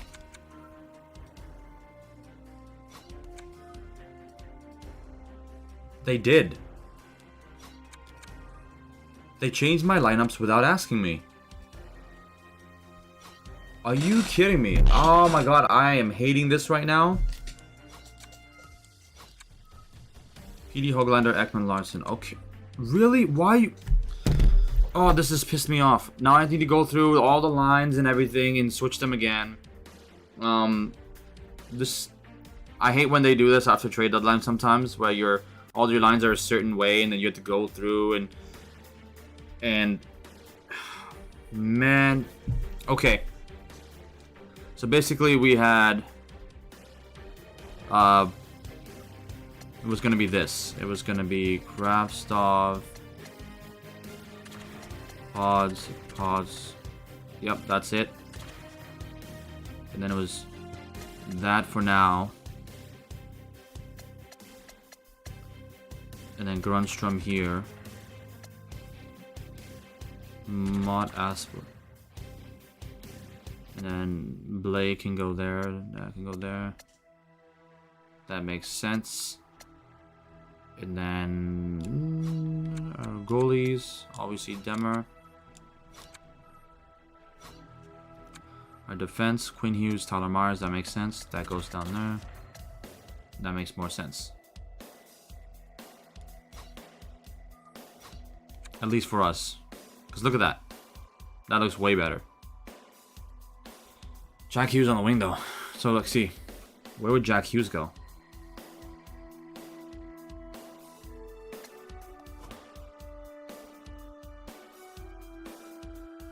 See, the only reason Pods was getting that time was because of what we have here. Malkin on the third? That's tough. Malkin on third would be... Like, Jack Hughes has had he's had great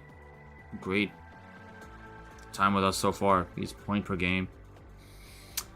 Oh, man. You can see how I'm, like, a little down now. I'm, like...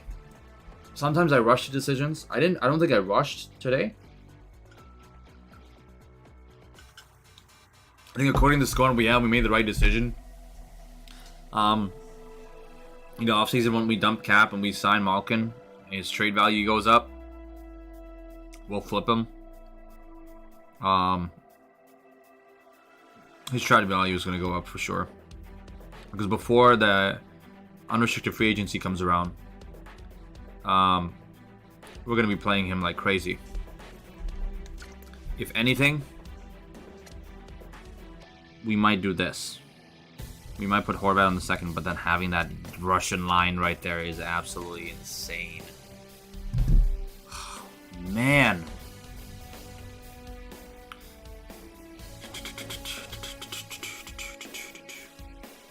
Okay, so what we're gonna do right now,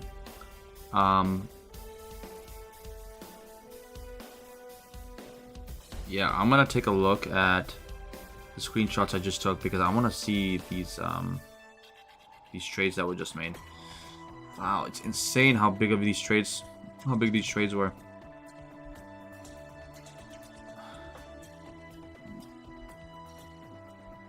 My trades were great.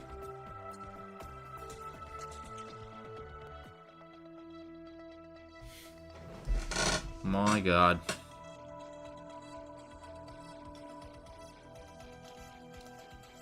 Ooh. Something about ginger ale is so refreshing. Some people don't like ginger ale. I don't understand that. How do you not like ginger ale? How, man? How? And oh man, I'm just trying to think like what's gonna happen with my lines here. Let's go special teams.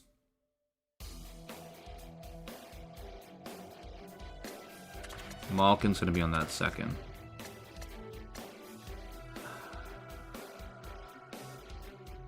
We're gonna have to switch around so much.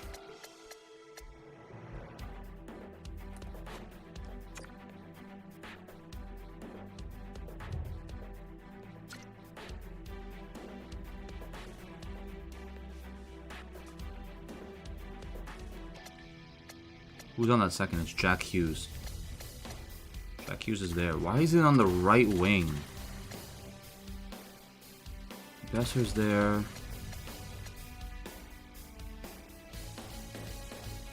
Horvat. Why is Horvat there? Jeez, what's going on here? There we go. See, they switched my lineups up. Like, I hate that when that happens. Like, I don't have the head coach edit line thing on.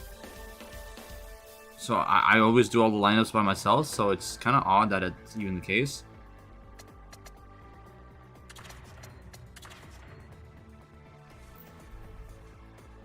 Moritz Seider. Has he been getting power play time? He's not got any power play time. Well, it's not going to be him anyways. So he's not going to be on the power play. He's going to be on the penalty kill then? I would say so. I would say so. I think that would be the smartest thing to do. He's not ready for power play time just yet. 6'4". How tall is Tyler Myers? 6'8". So we got a Moritz Seider. He's tall. He got the skills. He got everything we need. God, it's 5:39. I almost feel like playing the game now, but the special teams and everything have to be set up, right? Because we're looking at our lineup right now. Oh man, it's crazy. So right now it's Hughes, Horvat, Besser, Kravtsov, Malkin, Pokolzin. Yeah. But if we take Hughes and Myers. Hughes and Myers have to be on the special teams. Hughes and Myers, yep. And then another righty.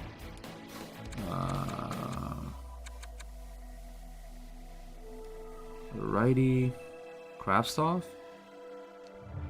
Wait a second.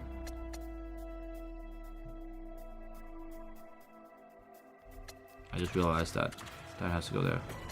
So Pokolzin, Kravtsov are already there. So if we're looking at a righty, we're looking at Sammy Blais.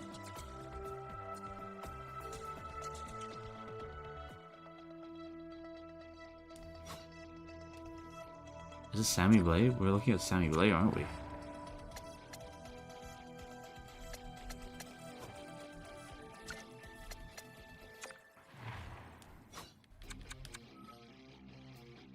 Grunstrom, Mott.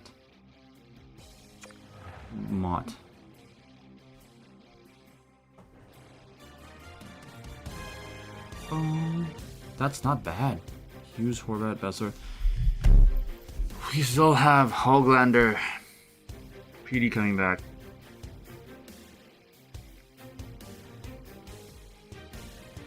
So it will be Hoglander, PD there. Yeah. Yeah, it will be Hoglander, PD. Oh, I could have won Luke Hughes, Garland. I could have done Luke Hughes, Garland, and I had to take that big contract with Malkins. We'll see though. We'll see how everything goes. We need to set up everything else. So power play is good. 4-man. That's when I can give my second, third, and fourth lines more time. So we'll give Jack Hughes. Wait, is he still in the lineup? Asplund? He is.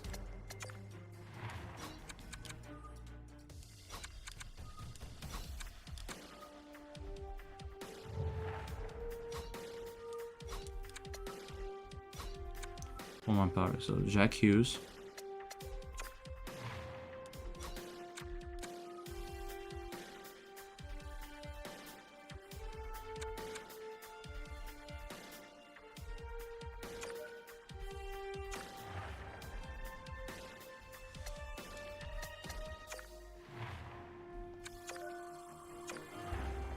So Hughes.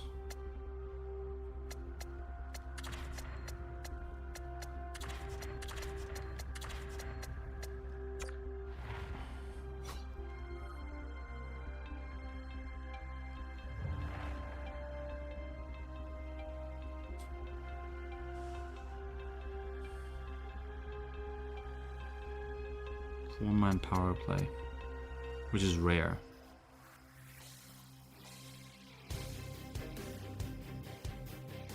You don't really need speed.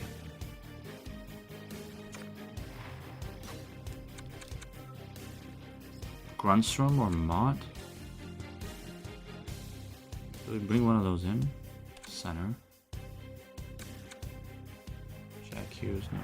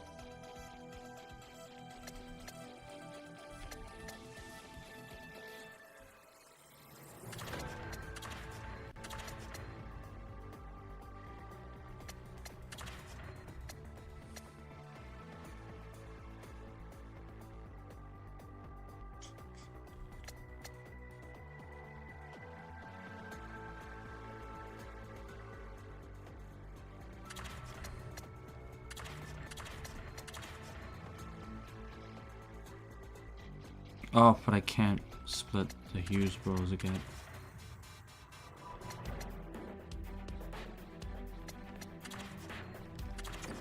It has to be like a Kraftstoff. Kraftstoff's already there. Pods is already there. Jesus. So tough.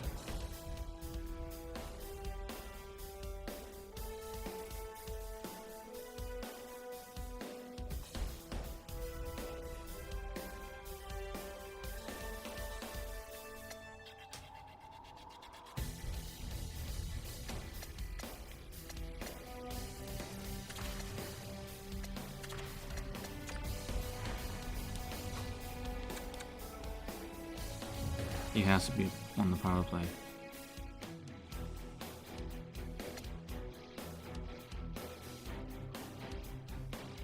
God, I know, guys, this is taking a little bit longer than expected. But then it is supposed to be a 3-hour stream, so. Yep, there's that. But as soon as the lineups are done, hopefully in the next 5 to 10 minutes, we'll play one game, and I think we might go for even a second game. If not a second game, we might just keep it as this, and then I'll kind of discuss what do I want to do for the last month of the season within my franchise. So it's going to be pretty crazy time, crazy good decisions to be made. So the power plays, I'm thinking of keeping, you know, the top 2 lines, and then the penalty kill the bottom 6. That's what I'm thinking now, because it is hard to do this right now. So we might do Myers. We might put Myers down here. Replace him with right wing Besser. Put Malkin on the first, right? Or Besser. Put Malkin down there. That kind of works out. Yeah, that works out. Penalty kill. Now the kill will be most probably Mott.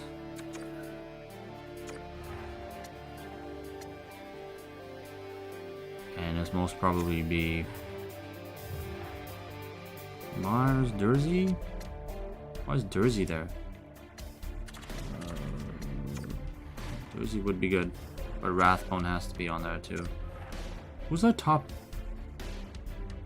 Who's our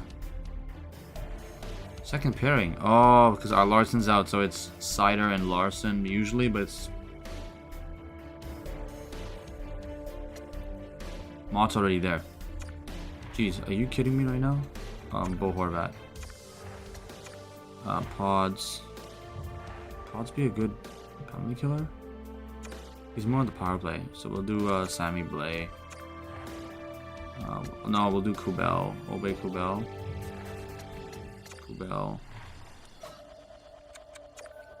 Obey Kubel. Does that look right? To me, it does. It does look right. Or we can have...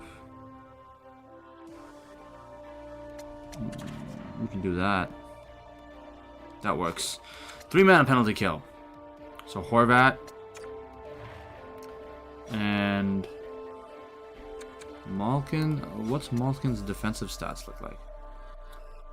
Defensive awareness. It is pretty good. He's 87. You know what? Let's give Malkin some time on the penalty kill. Quinn Hughes, Myers. Let's give that to that. Let's put Rathbone on the second with Myers. Kind of switch it up a bit, right? Okay. All right, we're done with the special teams. Now the extra 4-on-4s. So it'll be Malkin, Horvat, then Hughes. It has to be Hughes. Malkin, Horvat, Hughes. Jack Hughes is already there.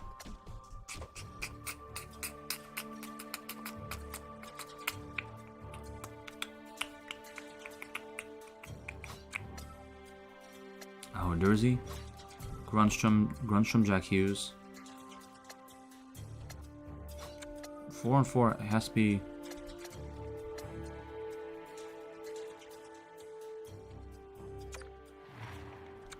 Jack Hughes has to play with his bro. Then it's Malkin. Then it's Horvat.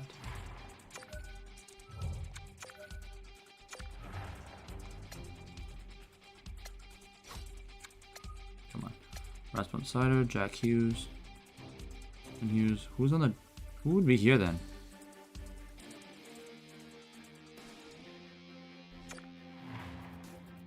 Kravtsov? Is Pods not in the line? It'll be Pods. Pods. Kravtsov. There we go. Okay, I think we got it almost done here. Almost. I don't think I have anyone repeating. 3-on-3s, yeah, it's gonna be our top 3, which would be Jack Hughes, Horvat, and Besser.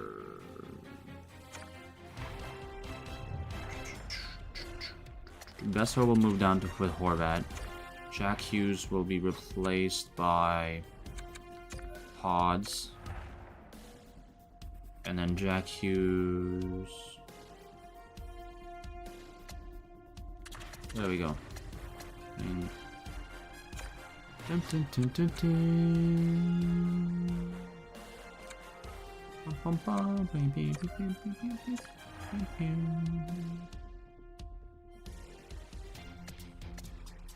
there's too much speed there already. Mars. There we go. That's our 3-on-3 now. Extra attacker. Yeah, we'll just leave that as is. Shootout, Malkin, Hughes. Alright, we'll leave that as is. Okay, I think we're good for our starting lineups. At least for now. We're going to have to worry about sending people down. At least 2 guys might have to get sent down to the minors. But that will help our minor team. Alright, guys. I think we are ready to advance today. Did I advance today? Oh no, I advanced today. No, I advanced today. I advanced today, didn't I? Oh my god, I advanced today.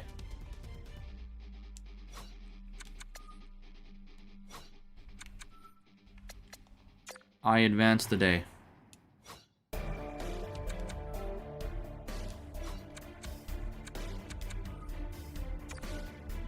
Oh, I might have made a huge mistake.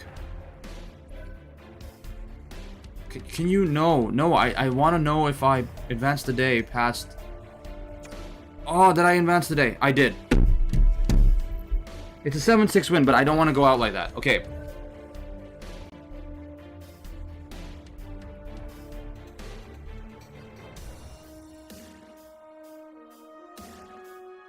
Oh my god, I have to exit without saving and come back. Because I need to play that. I need to play that Buffalo game. I never sim. Okay, I really hope my lineups and all are saved. Because if I had to go through that all over again, oh, that's gonna suck. Oh, that's gonna suck. And I can't go back, unfortunately. Oh, that sucks. Unfortunately, the game had to sim. I pressed advanced stay instead of sim the next game, which does suck. God, so many players available back in the lineup now. Now, it's crazy.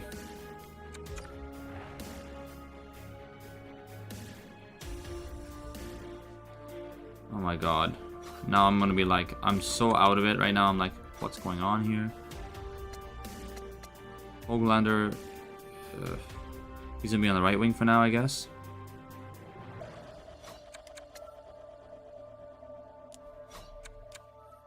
And Kravtsov is out now. If only I'd played that game, I wouldn't have to worry about any of that. Oh my god, huge mistake.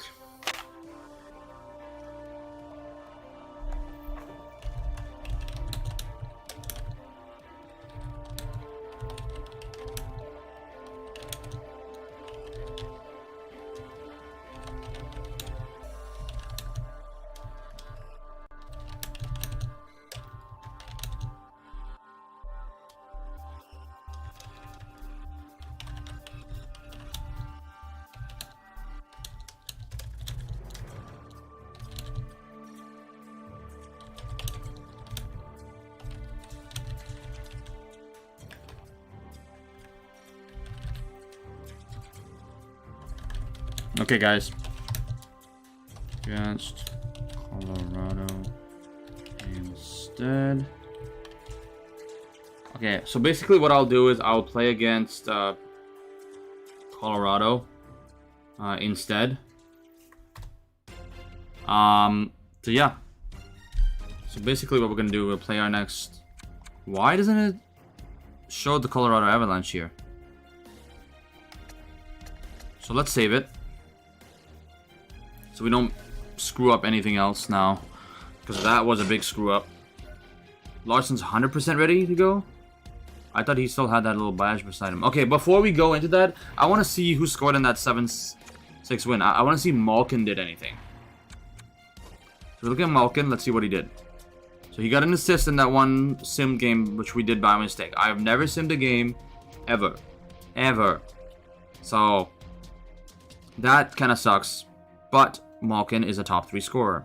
And I traded Garland for a top 3 scorer. So I am not putting him to the third line. Unless I give him a lot of power play time and such. But that's besides the point.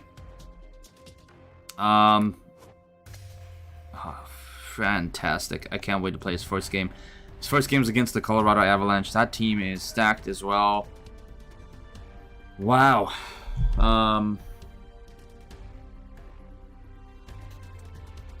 Yep.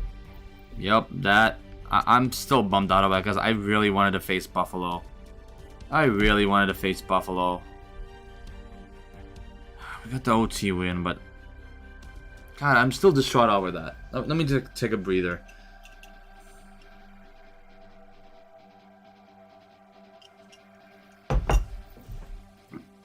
Oh my God. Okay, we're at the 2-hour mark. We might hit 2.5, maybe 2:45 for this episode, but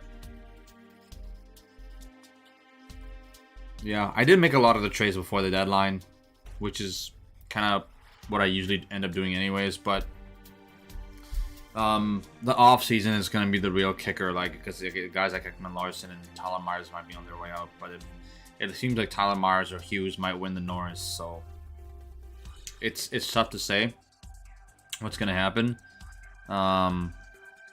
You know, it's going to be a crazy time over the next few games. But right now we are on a huge road trip.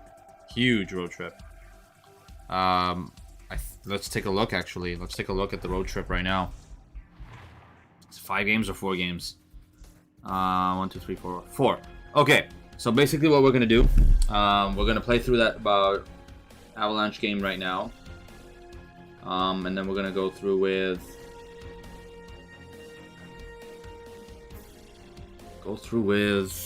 talking about what we're going to do over the course of the next few episodes.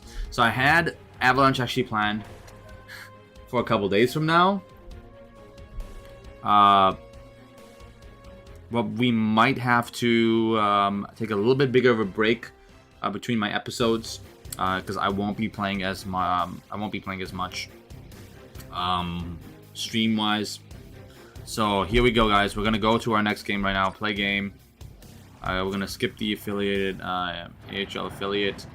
My God, that is insane. That is absolutely insane. PD's healthy. Everyone's healthy. They got 3 X factors on their side there. It's insane. Let's take a look. What we got here. Looks like everyone here so far is healthy. Did my lineups change again? No, it didn't. Whew, I was scared for a second. I'm like, please don't change my lineups again. Let's take a look at defense. Larson's, it says 100%, but he still has that little badge. Oh, should we take the risk? No, it's past the deadline. We can't take a risk.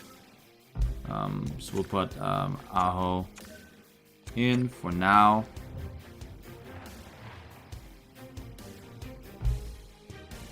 And oh yeah, I just realized we didn't put Dursey and those other guys into the penalty kill slots there. But oh well, we'll see how this game goes first. Alright guys, here we go. We're going into this with a crazy deadline.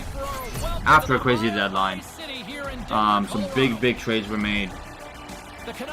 Oh God, Malkin for the Vancouver Canucks. Holy. I think when we talked to the coaches this morning, we got that sense that they're very happy with the way that they've played.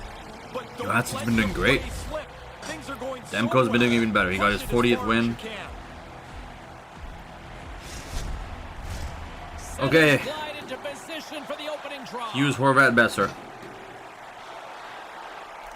Oh, too early. The Avalanche have won the opening face-off and take possession here at the start. Nice. We often talk about a goalie's reflexes. You've got to have quick hands to make a glove stop like that. Besser's depended upon greatly by his teammates. He's one of the stars of this team and needs to produce night in and night out. McKinnon's one of the fastest skaters, but when he dangles at high speeds, his ankle breaker zone ability makes him impossible to defend against. Let's see if one of these players can give their team the edge tonight. I know I'll be watching. Guys, back to you. Oh, my boy Jack Hughes. That was Jack Hughes. I'm glad I picked him up. So glad. They get one behind him. That breaks his shutout streak. He's had a good run here. Been playing outstanding goal.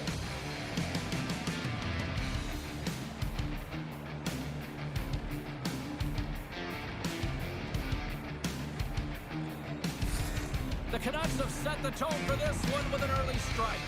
You want to start quickly, of course, but they do a terrific job in the first quarter of the period to get a 1-0 lead. Right up the gut, here they go. Moves it quickly over to Horvat. Myers plays the puck. Loses possession after he takes a little hit. Oh, Samparanta. Whoa, McKinnon. Oh, stick save and a beaut. Slides the puck to Horvat. Here's a chance to set up now. And that's a great defensive. Oh, nice, Makar. Ranta swooping in on the attack. Oh, somebody get the smelling salts after that. Moves the puck. Can't get it to go. Holding. Holding. He held Besser. Clearly held Besser. The Avs will serve 2 for holding. Well, he's got a handful of the other guy's jersey. Holding call. Yeah, that was definitely holding.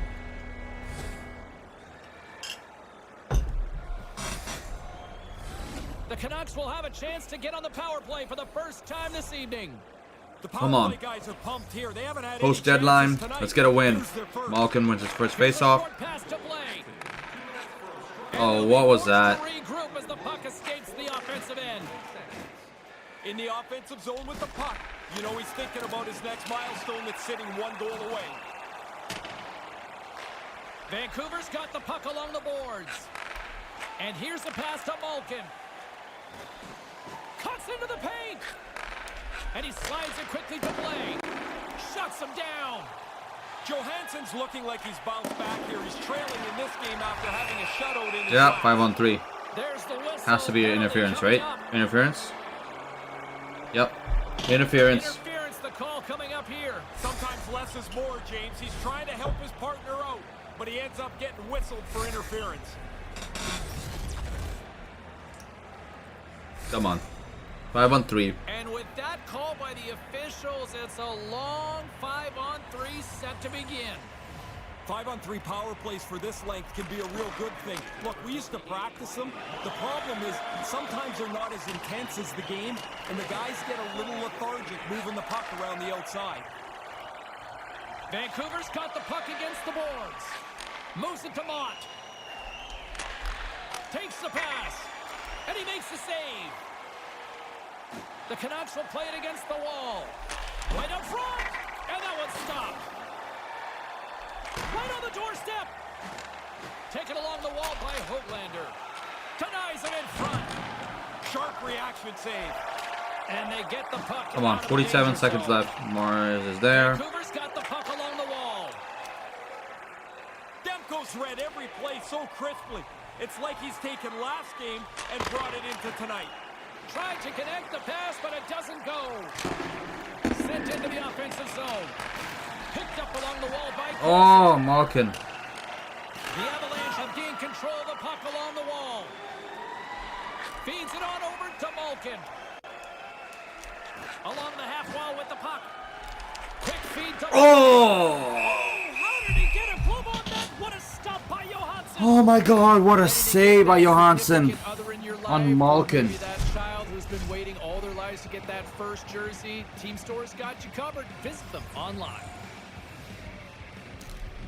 The Avs win the draw. Here's the clearing attempt, and they take care of business on the play. Vancouver's gained possession along the boards. Rantanen's going to join the penalty kill here as they remain shorthanded. And that's turned aside by Johansson. Takes a shot. Too many bodies in the way. Off his stick.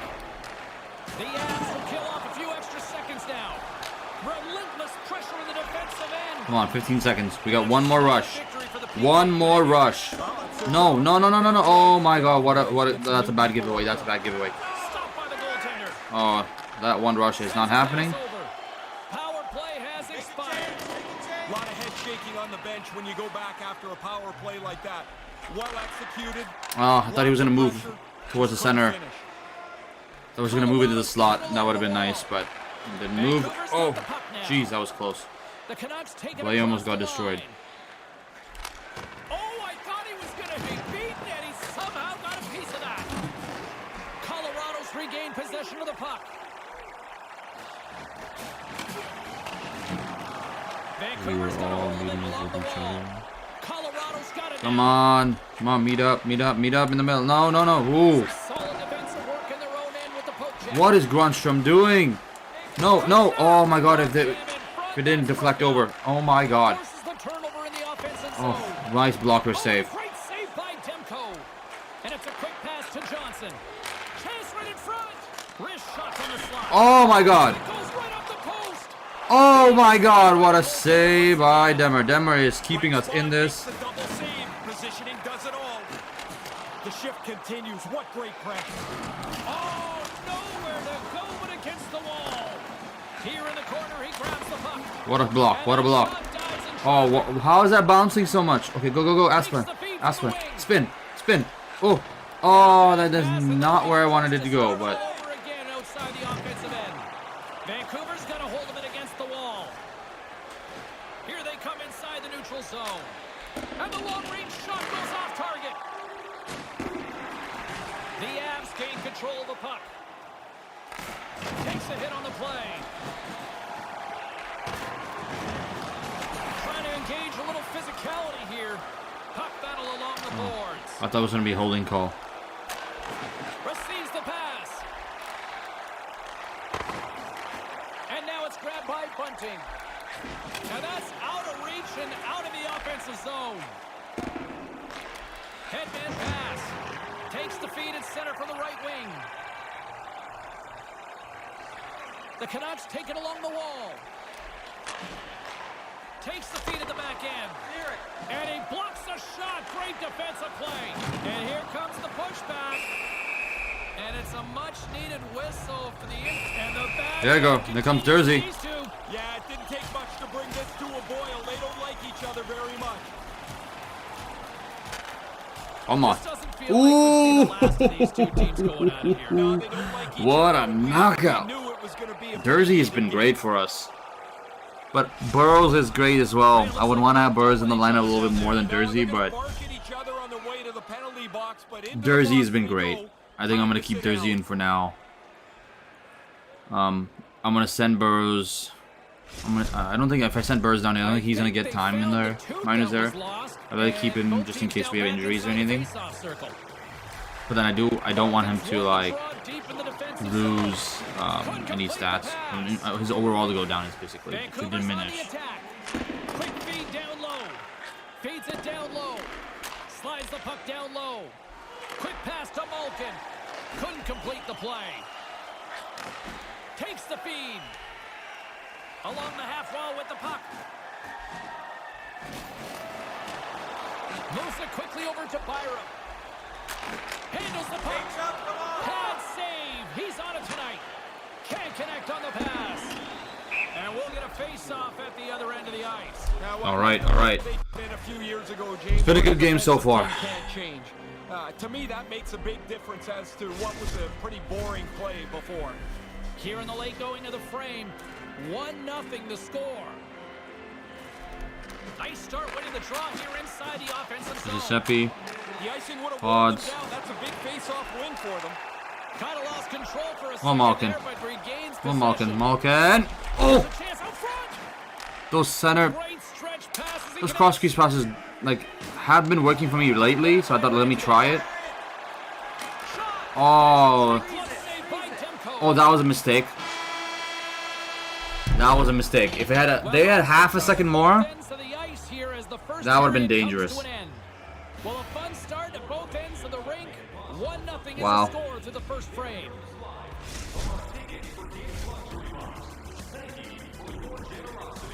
Both teams heading down the tunnels. We'll take a quick breath ourselves and be back for the second period. yep, back for the second period. We'll see how that goes.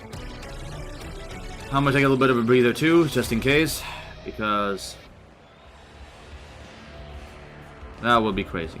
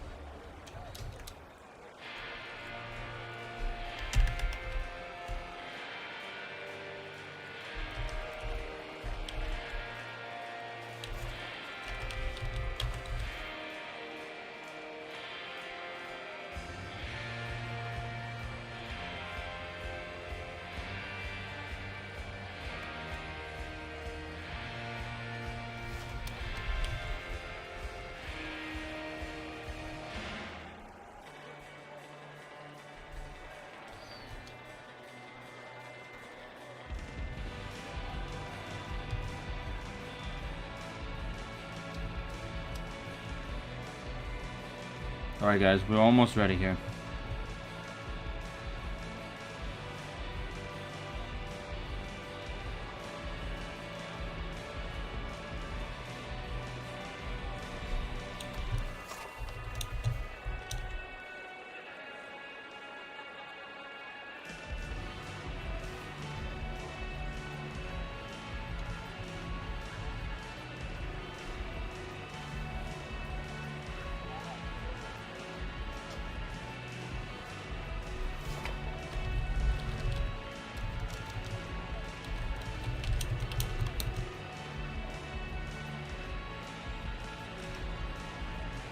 I'm gonna, yeah, something's happening here. I do apologize. I just need to fix this here. Stream.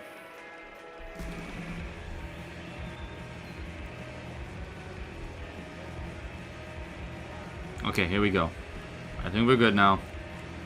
I got what I needed to take care of, taken care of, and we're good, ladies and gentlemen. All right. So what I didn't mention, obviously, before is that we lost 2-1 in a shootout against Colorado. That was the last game against Colorado. So that is why we are now in a position to be playing this wonderful game. Ricard Raquel. Ricard Raquel's back. Is it 22nd? No.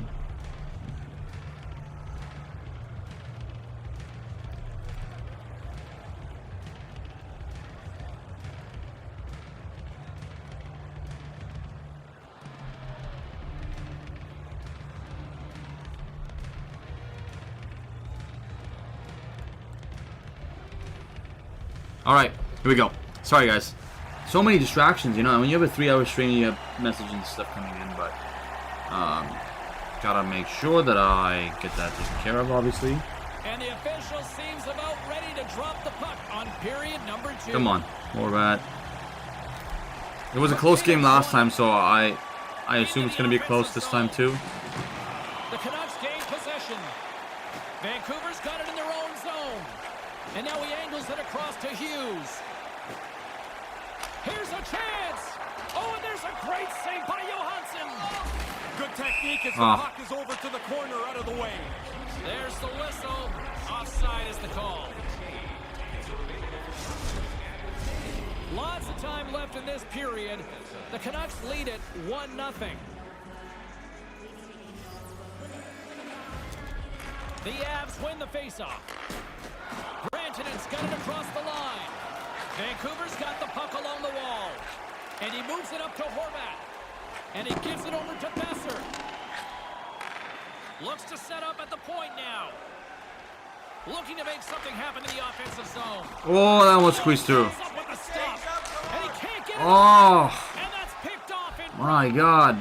coming down the left wing and into the zone. Hughes doesn't have that big of a body, but In the defensive end. Puck moved over to Besser. Dumps it into the ozone.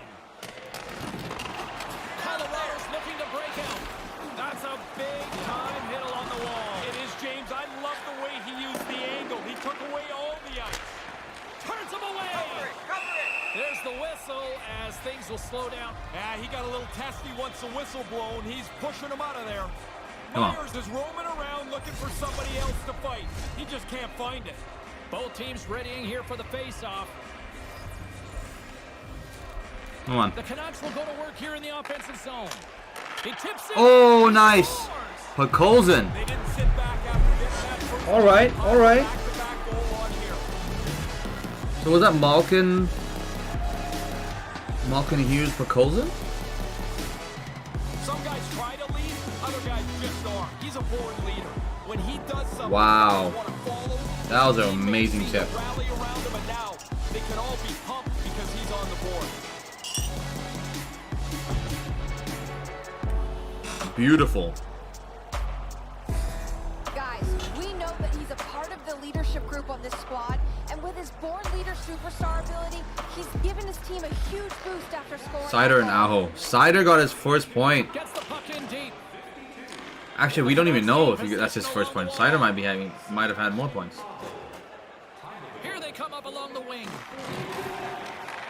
The Avalanche have taken possession in their own end. Colorado's got a hold of it against the wall. Gaining momentum along the wing. The Canucks get a hold of the puck in their own end. Here's a short pass to Malkin. The Canucks have it behind the cage. Cuts to the paint. Moves it to Landeskog. Nice zone entry from the left. Oh my God, Sider. Vancouver's got a hold of it Sider is along the wall. insane. Errant pass and they can't Right. connect. And he puts that one aside with ease. Jost's got it in the defensive end. Blows him up on that hit. Right in front with the shot. He was locked in there.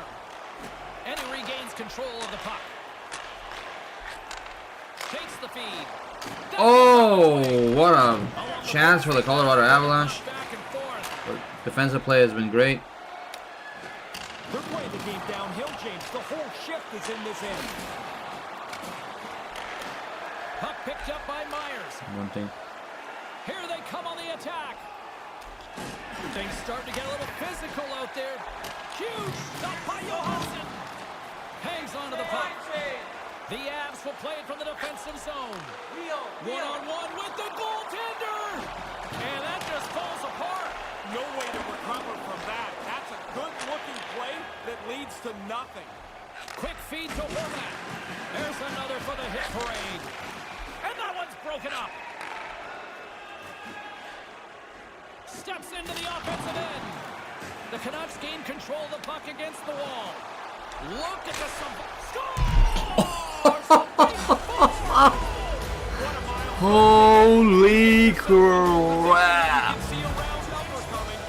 Oh my God, what a move by Dursey. on the spin, and then Brock scored his 40th goal of the season. Wow. Just wow.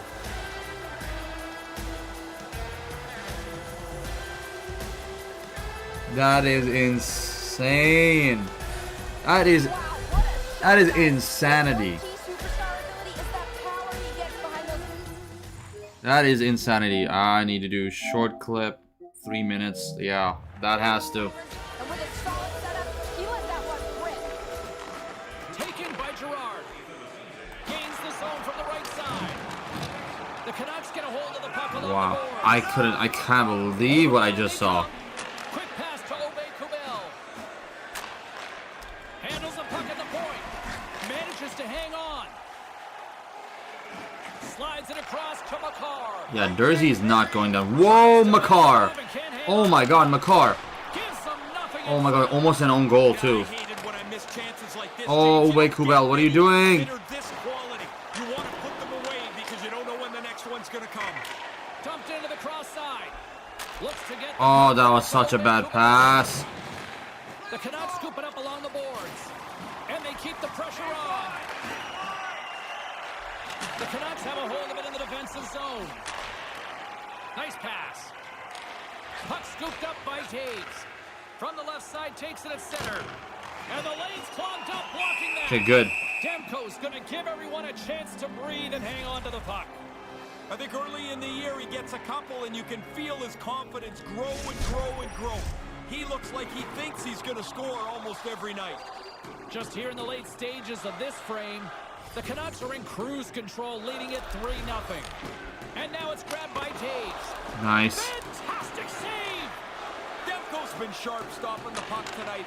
He's got a really good save percentage, and his team's done a good job at the offensive zone as well. Johnson's moving it ahead. The Avs move to the offensive zone. And just a good old-fashioned solid body check on the play. Moves it quickly over to Asplund. Less than a minute to go here in the second. Unloads from the blue line. Oh, what a stop! And the goalie covers up for the whistle. Okay, it's 3-0. Puck possession so critical. Another face-off. It's 3-0 against the Avs. Last time we lost 2-1 in a shootout.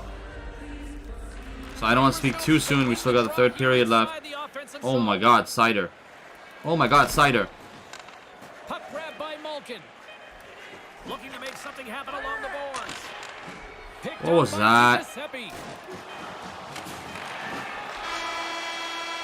Sider's been rocking, guys. There's been at least 3 decent hits. And he got an assist, so he's probably going to be one of the 3 stars. One-sided affair tonight. Oh my god. This has been a long episode. God, I need to catch up on so much. There we go. Big third period still to come. We'll get ready for it. Hope you'll join us. Oh, just need to grab something.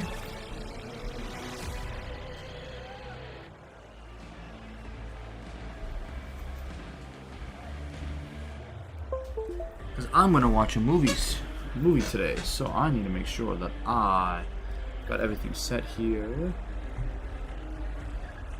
Bum, bum, bum, bum, bum, bum, bum, bum. If you're wondering, yeah, I'm gonna watch Red Notice.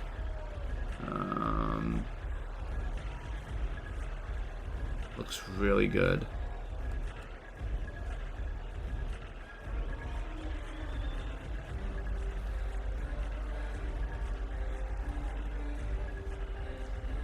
Okay. Alright, I think we're good. I think we're set to go. Third period's coming up, so everything's been pretty even except for hits. We've doubled on hits. Sider, I think, is on a mission today to prove that he deserves to be in that spot permanently, or maybe even take Myers' spot.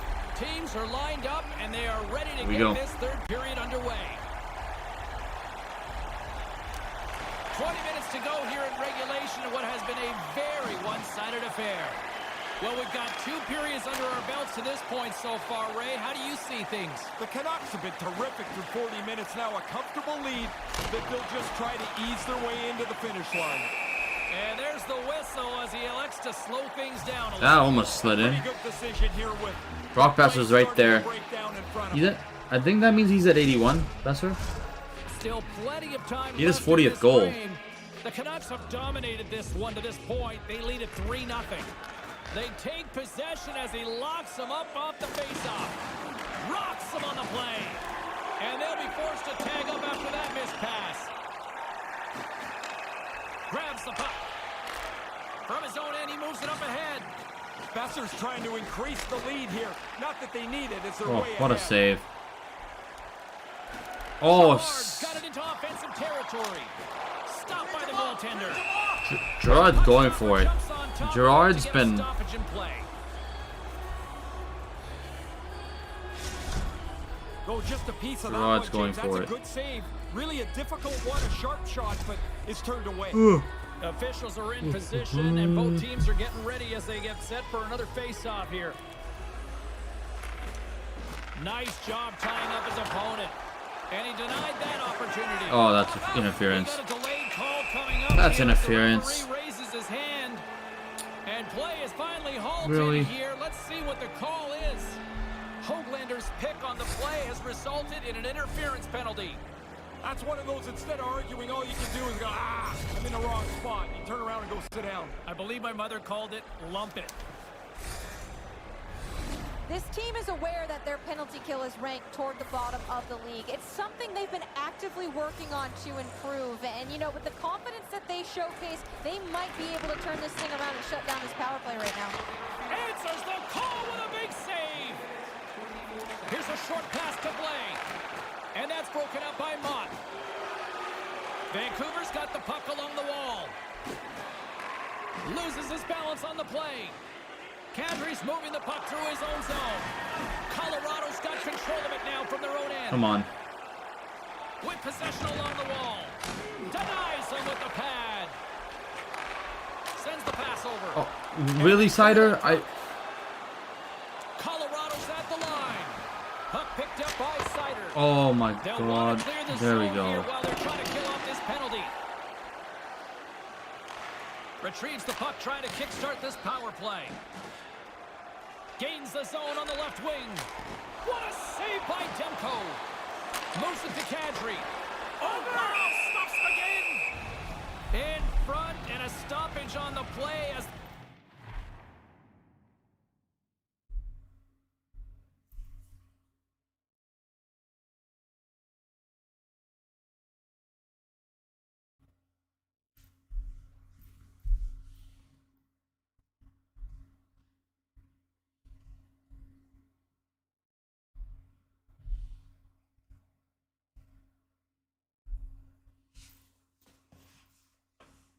Really?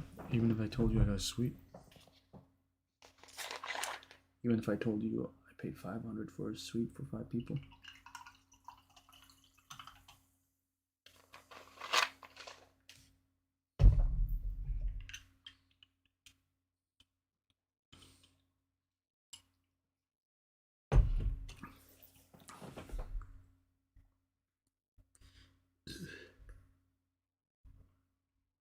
It's 500. Just give me $100 each.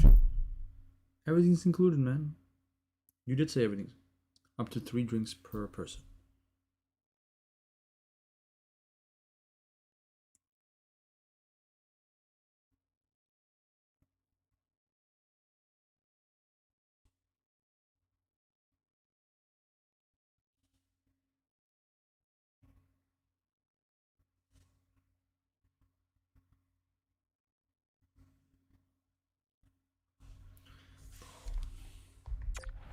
Goaltender covers things up. Demko's on top of this. That's an enormous stop on a scoring chance. Power play set to roll on as the setters get ready for the face-off. Come on.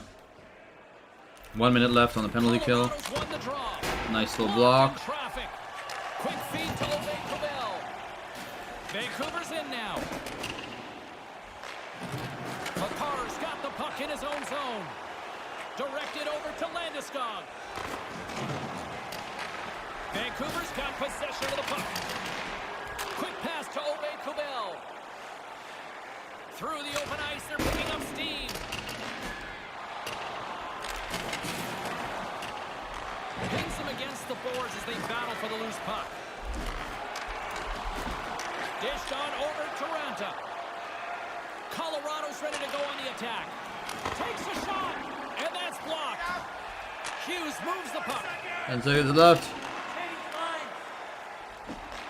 The Avs have time for one last rush here on this power play. Here they come up. And now he tries to get it across to Landeskog. Vancouver's penalty killers get their man out of the box. I liked everything about that power play, James, except the fact that they couldn't put it in the net. Everything about it looked really good. The blocker saved by Johansson. Poked away in the defensive end. Moves it quickly over to Hollander. Oh, what a stop. The Avs have it now. Here's a short pass to McKinnon. The Canucks have the puck now. Feeds it over to Aho. Gains the zone through the middle. Are you kidding me? My own players. Moves it to Aho. The Avalanche have the puck in their own end. Come on. Come on. Oh my god, why you... He'll keep it alive and moves it ahead. Vancouver's got it against the boards. Scooped up along the wall by Hoaglander. Helms taking it from his own end. Vancouver's got a hold. Oh my god, why is it going in the middle of the ice when Rathbone's right there? Oh, Malkin, you've not been playing up to... Oh my god, Hoaglander. Hoaglander. Oh, what a shoulder save. Angles it over to Burakovsky. Moves the puck along the half wall. Tries to the crease. Oh, how did he get a piece of that? That's a lot of hard work for him to make this stop because he's got to find the puck first before he can get his body. How many times he's going to get us with that left shoulder or blocker? On display tonight, and they won't connect on that one. Puck dumped in. 7:48 left. The Canucks have it against the wall. Oh, this could be a great win. Through center. The Canucks looking against the half wall. Oh my god! Oh, what did I just see? Oh my... No. Oh, Burakovsky. Oh, what a save on both ends of the ice. Oh my god. That was insane. Insanity. Oh my god. Mott's carrying it ahead. Well, somebody's What? catching a breather here as the official blows the play dead. Did he lose sight of the puck? I guess he did. Maybe he's the guy that needs the rest. More than half the period is... Wait a second. He lost sight of the puck.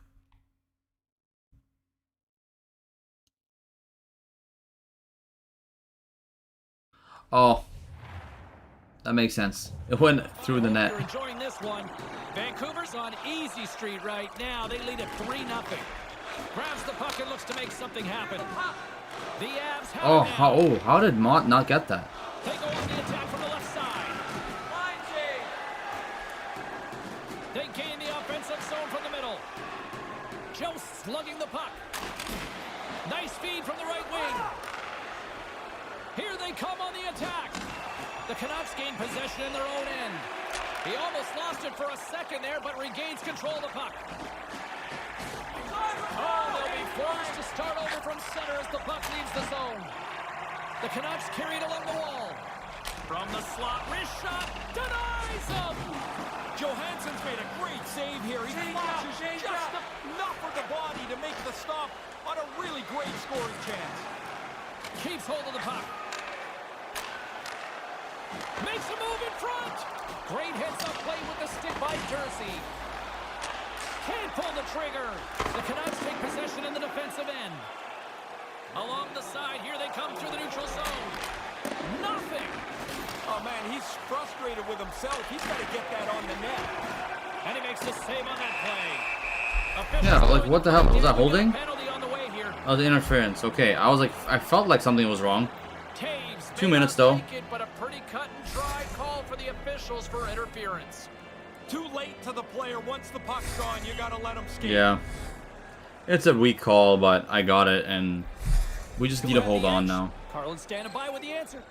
Besser's McKinnon's helped close. his team out by getting in on the scoring. He's had the stronger performance, in my opinion, guys. Under a minute to go here in regulation time. Wrist shot from the slot, and too much traffic in front blocks that one. What was And the that? goaltender grabs that one for a whistle to try to slow things down here. Seriously, what the hell was Ready to that? take the draw here on this power play. Oh man. Well, I thought we were going to play 2 games, but today we're just playing the 1 because Takes Sim. possession of the puck off the draw. Pushes it across to DeSingle. Referee's got his hand up. Are you kidding me? delayed penalty. And the It was an officials elbow? stop the play. Let's see what the call Oh is. my god. Myers is getting 2 minutes elbowing the call. You're on the receiving end of this. You're not very happy. That's a penalty all day long. Pretty easy call to make. Mars is looking at the camera. He's like, eh. He's not happy. A nice little break for the defenseman here. One less forward to deal with as we have some 4-on-4 hockey on tap. Back underway as he wins the draw inside the offensive zone. Oh, what a missed chance that was. Yeah, he's got to make it better. Oh my god, that was close. Now you just got to get the puck on the tape. Hughes plays it into the offensive zone. Oh, a quick little pickpocket on the play. Vancouver's got the puck. The Canucks take possession of the neutral zone. Oh, denies it with the save. I think he got the blocker on it. And that'll do it tonight. He got a lot of After losing 2-1 in a shootout last time out, we shut them out. We shut them out. Love it. Absolutely love it. And that'll do it from ringside, everyone. For Ray Ferraro, my name is James Sabalski. Get home safely. Thanks so much for joining us. Yeah, my hair might be all over the place. Why is this little piece sticking out? Yeah, kind of crazy. Why is my hair sticking out? Ah, let's put the headphones back on. Now you can't see it. Alright, guys. That was crazy. That was a great game. Look at 10 hits! Did I just see 10 hits from Moritz Seider? I thought I only did 4 hits with Moritz Seider. Maybe when I was not controlling. My god, that should have been the first star. Who's the first star? Is it Demmer? It is Demmer. I'm happy. I don't think that could have been a more perfect game. I really want to see if that was actually 10 hits though. Was that 10 hits? That was 10 hits from Moritz Seider. He's taking Myers' spot for sure.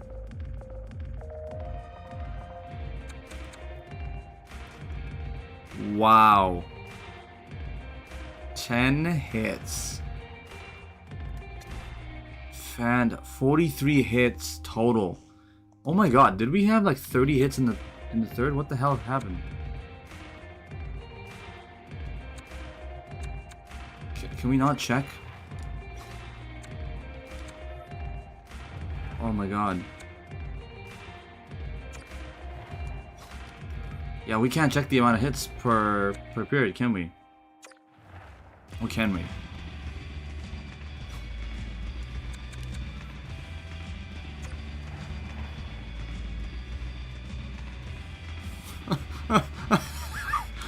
Oh my god.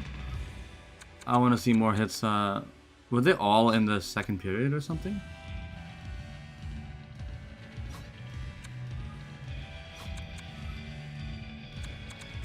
Are those the closest ones we're gonna get? We can't go back to the second period? That sucks.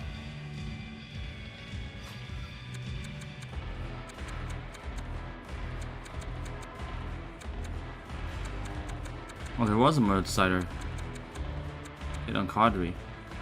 Oh, we can't view that one though? That one on Zingo? How was that one? Oh, he just fell down. It was not really a hit. All right, but overall, absolutely fantastic game. Moritz Seider, first official stream game. Because if I look at it, it's like, yeah, it just depends on the. Oh my God, what is going on here? Best lines for AHL.